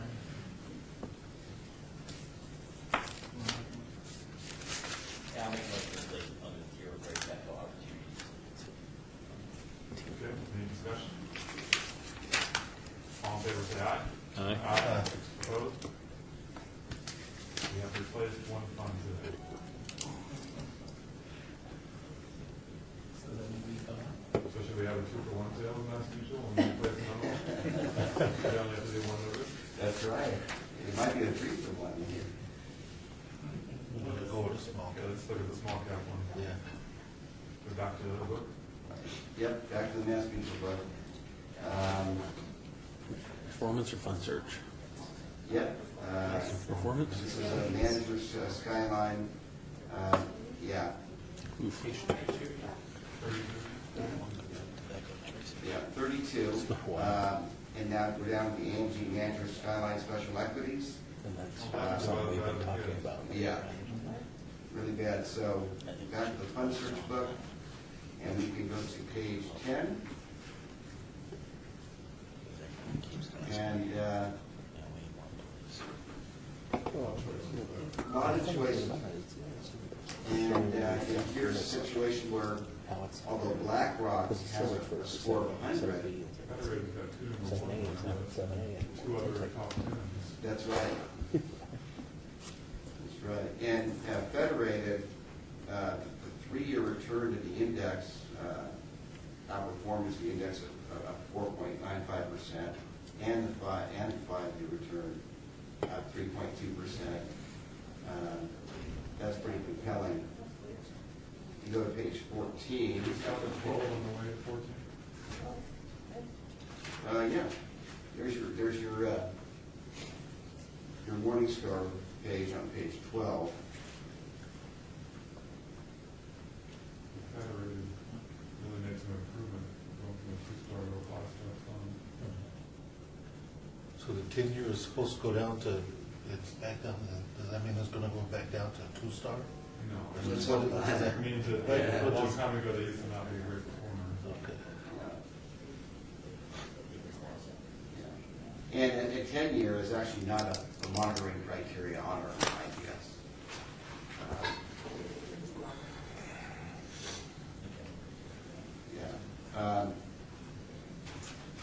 And then on page 14 and 15,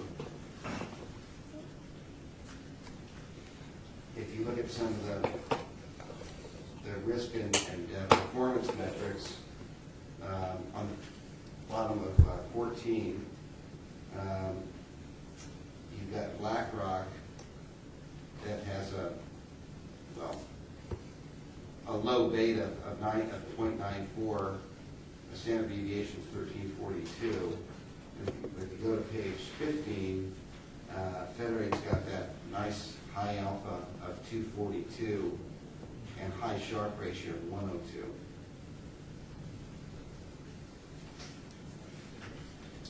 So that comes with some cost, right, that higher fees.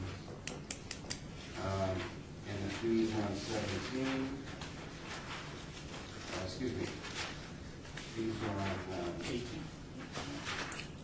Oh, No, no, no. 20.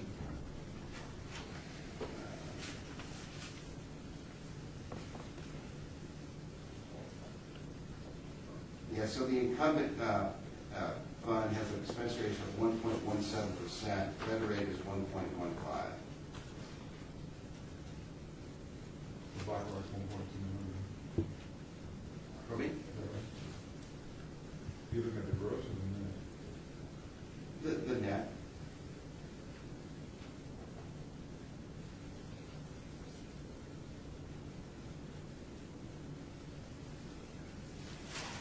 How does Delaware have the same gross and net? Well, because they had a low expense ratio before they didn't give a fund waiver, a fee waiver. Yeah, many funds in this kind of fee compression environment, even though the prospectus had a certain expense for share class, almost all funds gave a fee waiver and reduced it. And they apparently had a lower one to start with and didn't reduce it. Do they wait to show you one fees for us? They don't weigh them. They're still part of the expense ratio. Yeah. I guess maybe I don't understand how that works exactly. So when somebody's getting credited their return for the quarter, and before BlackRock, is their expense 0.75? Yeah.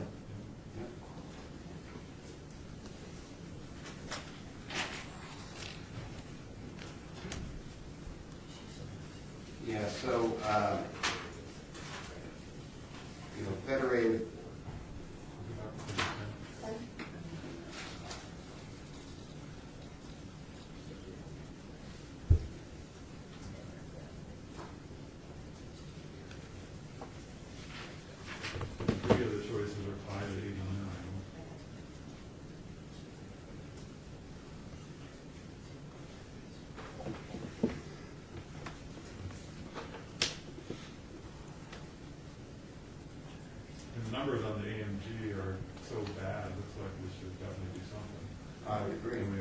It's been on watch 5 to 6 Several pretty good quarters. choices there. Oh, yeah.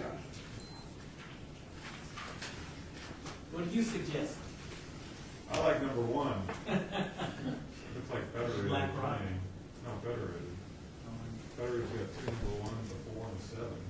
They're significantly outperforming the index, which is impressive. They are expensive. How can you argue with the number one? But they're worth it. 820 funds in this category, they're number one. They're less expensive than the incumbent. Yeah. And, I mean, incumbent's better. yeah, dead man walking. Yes. And Federated has the highest alpha and the highest sharp ratio. I mean, BlackRock's good with lower fees, but in terms of worse.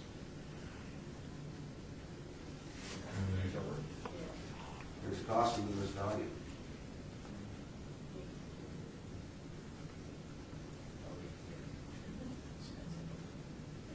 And from like a really short-term performance, the Goldman Sachs is number 4 last year. He was there. He was What do you think, Ed? there. I think you're a great guy.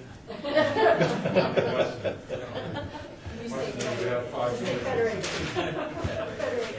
You like Federated? Well, I like more, yes. Sure. Yes, I would say so. John, you guys over there? Sounds reasonable. Don't care? Sounds good. We're lobbying before we All right, well, does anybody want to make a motion? Polling pre-vote. I move to replace AMG with Federated. Okay. Any more discussion? All in favor, say aye. Aye. Opposed? Lee, do you oppose? Not at all. I'll be opposed. All right. Now you got your You have the 2-for-1. motion. Maybe we want to go back to the other one, All right. Not a bad idea. the inflation protected one. Do them all at once. Make a motion. All right, so that's Hold settled. on, hold on, we're thinking about going back to the inflation protected. For everything that I. The PIMCO versus AAB. Or is that serious? We're not bluffing. Okay. Is it really? I mean, the AD is outperforming the index, not heavily, pretty well. Well, I didn't want to overstate the cost of mailings, but because at this point, they haven't made an issue, that shouldn't be the drive. Well, we would do, if we did multiple, they do them all in one mailing, right? It would, yeah. I mean, the other one is the bond inflation, one is really significantly outperforming. Yeah. I would entertain some discussion on it. Okay. I don't think we ever closed this, so there was no motion. Let's go with it. Sure. Great. Okay, make a motion to go back and replace the PIMCO with the AD bond inflation strategy. Okay, so we have on the screen here, we have what the date that shows you the rating, right? That's the scorecard detail. So, Yep. so if you look at the AB, they have 1, 2, 3, 4 So, numbers that I are think below he- 10 there in the first 5 columns. That's very strong. Below 10 is pretty strong. There you go. Top quintile.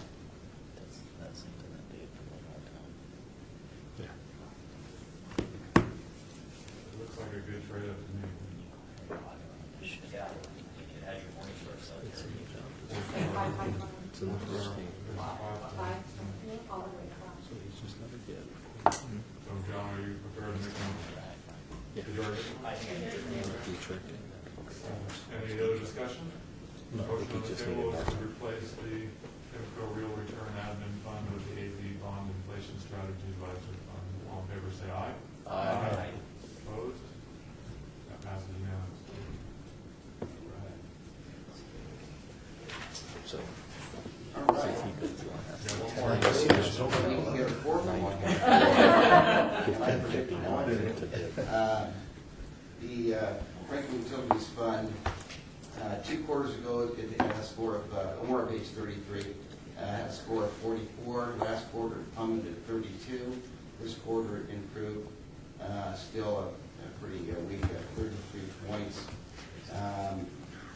we have fund search, the fund search book on page 10. This is one of those difficult fund searches where the utilities category itself is relatively small. It's not like a large cap, growth fund category. It's a smaller universe, and we gave Mass Mutual several funds, and this is another example of the lack of robustness on this Hartford outdated platform that they could not come up with many choices. So we have the Fidelity Advisory Utilities that outperforms the incumbent on all measures. And both are overall fourth quarter. Why do they have trouble finding a lot of companies? Well, Metric we use that was a constraint. Well, so for one thing, it is a smaller universe. If you look at, let's see, one of the book, it says the number of funds in the universe.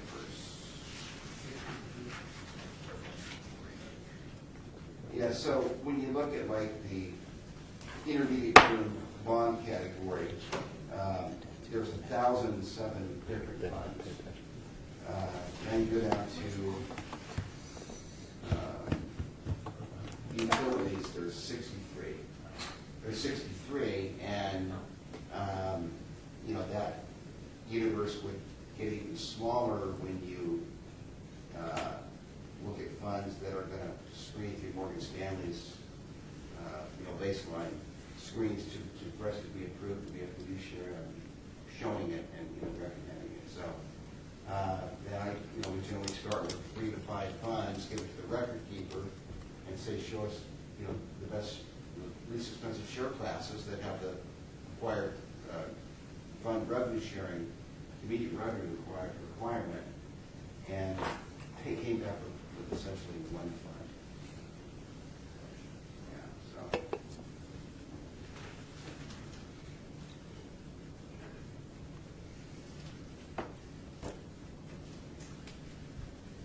so it would make this discussion pretty simple in that regard. Obviously, you got a score of 78 compared to 33. If you go to page 15, there's performance. How would you get at least 20 Fidelity Advisor beats the incumbent on every single metric. That outperforming index is unusually high. Yeah. For a constrained sector like that. Yeah, for sure. They must well have had it.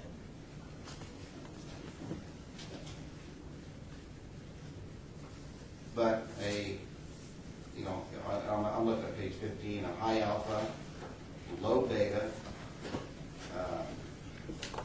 higher Sharpe ratio than the incumbent, and a lower standard deviation. If you want to look at Morningstar ratings, well, Fidelity Advisor is a 5-star fund for 5 years, 4 for 3, 4-star overall.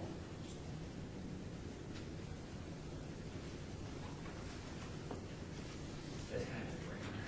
So would somebody like to make a motion to make this change?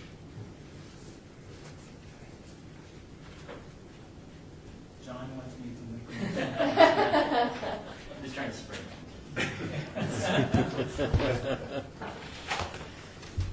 No, I can see why we wouldn't do this. How much money do we have in this utility category?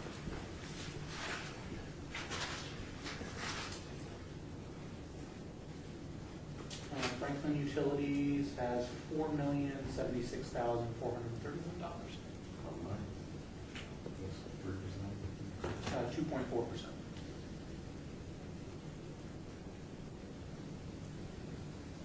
They had, if I remember right, they had a period 2 years ago now where you didn't do very well, huh?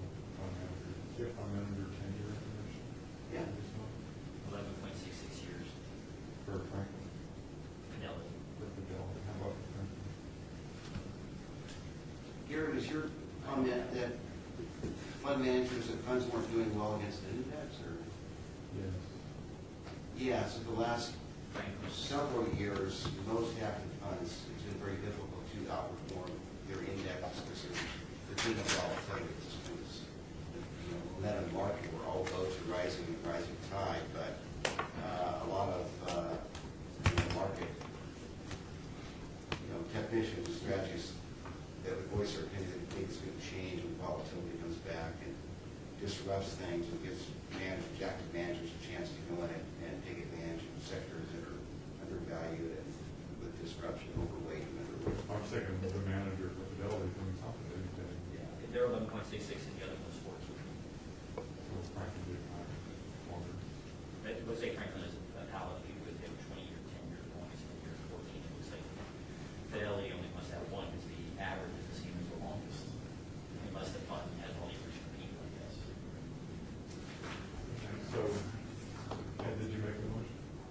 I didn't make the exact motion, but I made a motion that we replace the Fidelity advisory utilities. Make your motion to Fidelity funds. Franklin, sorry. I'm trying to read it. Replace Franklin with Fidelity. Right. Yeah. Any further discussion? No. All in favor, say aye. Aye. Opposed? Passes unanimously. That'll be a big level from Mass Mutual. Payment charges for the mail transfer. Cut the mailing costs are important. If you produce the record, you please. All right. There's 20 people that have all of this. I knew about the average star rating a little bit, but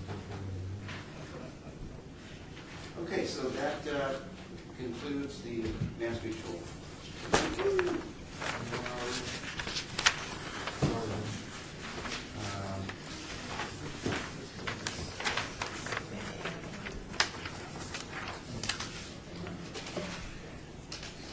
See you then. Thanks, Jennifer. Page 19, please.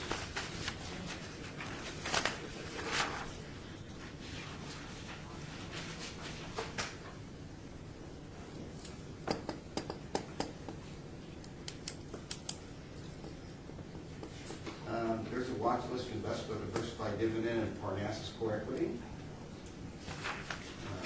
Next page is the diversification chart.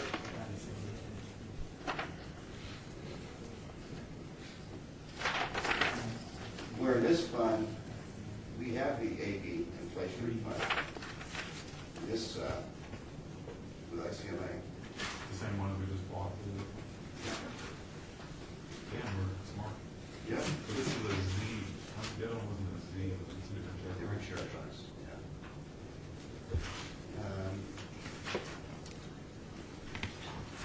Go to page 23. Can I ask one question since Yes. I think we, in the last fund review, we did not talk about Parnassus, even though it was on the watch list.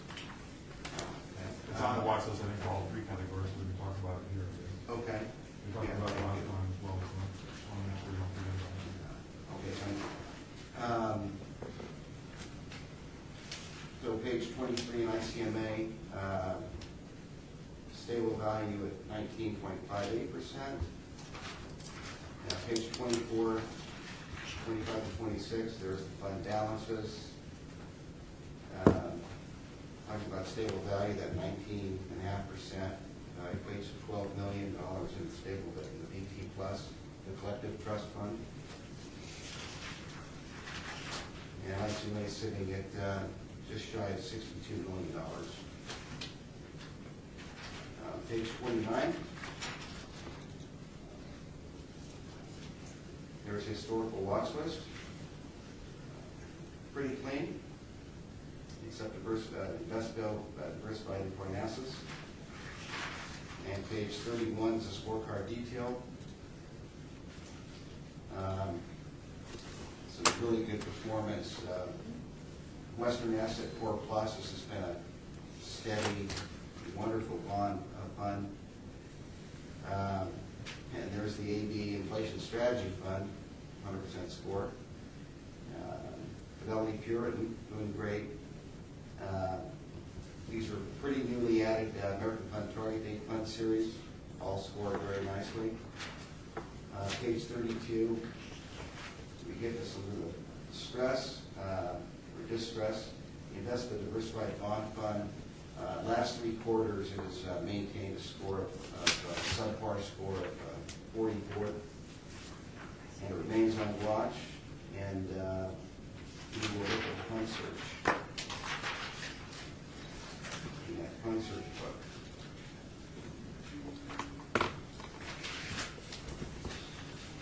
So, just to make sure I'm more clear, we already have another large cap value fund? American Beacon, is that right? Well, we do have a little bit, yes, So in this category, we have 2. that's correct. And you can go back to the diversification page.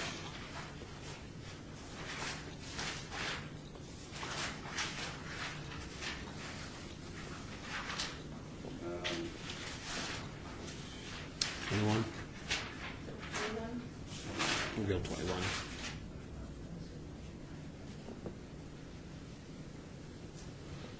Yep. American Beacon Bridgeway and Invesco Diversified.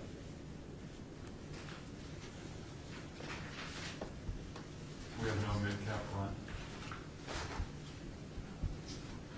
This particular plan, we don't, because Advantage Trust is a small and mid index.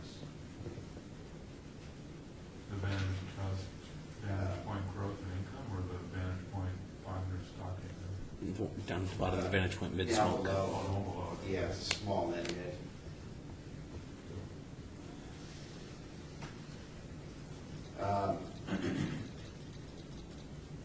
But we have 2, and a couple categories we have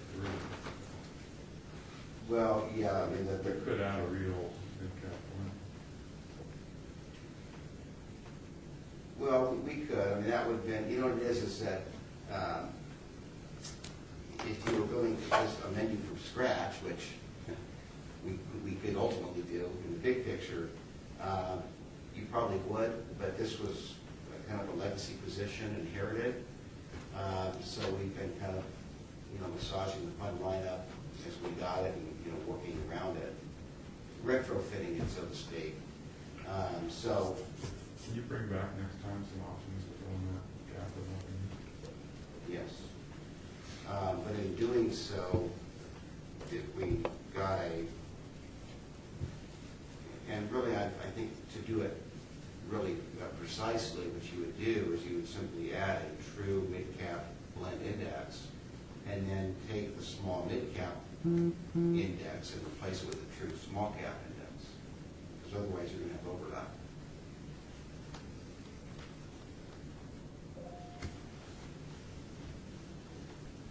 Make sense? It does. Yeah. Okay. So, It doesn't have to be an index fund, though, right? well, it doesn't, but I believe it should, because, if you're a participant and you're gonna, there's different ways to build a portfolio or skin the cat, as they say. If you have a preference to, sometimes growth does better, sometimes value does better, but if you stay down the middle of the blend, you're gonna be in the middle of it kind of all the time. There are certain investors that prefer low-cost investing, and they can get that and be in the middle of the returns going, large, mid, small index. And you have active management in growth and value. So again, it depends how granular somebody might get into thinking, but in theory, if you're going to allocate 30% of your portfolio into mid cap, you could take that 30% and have 20%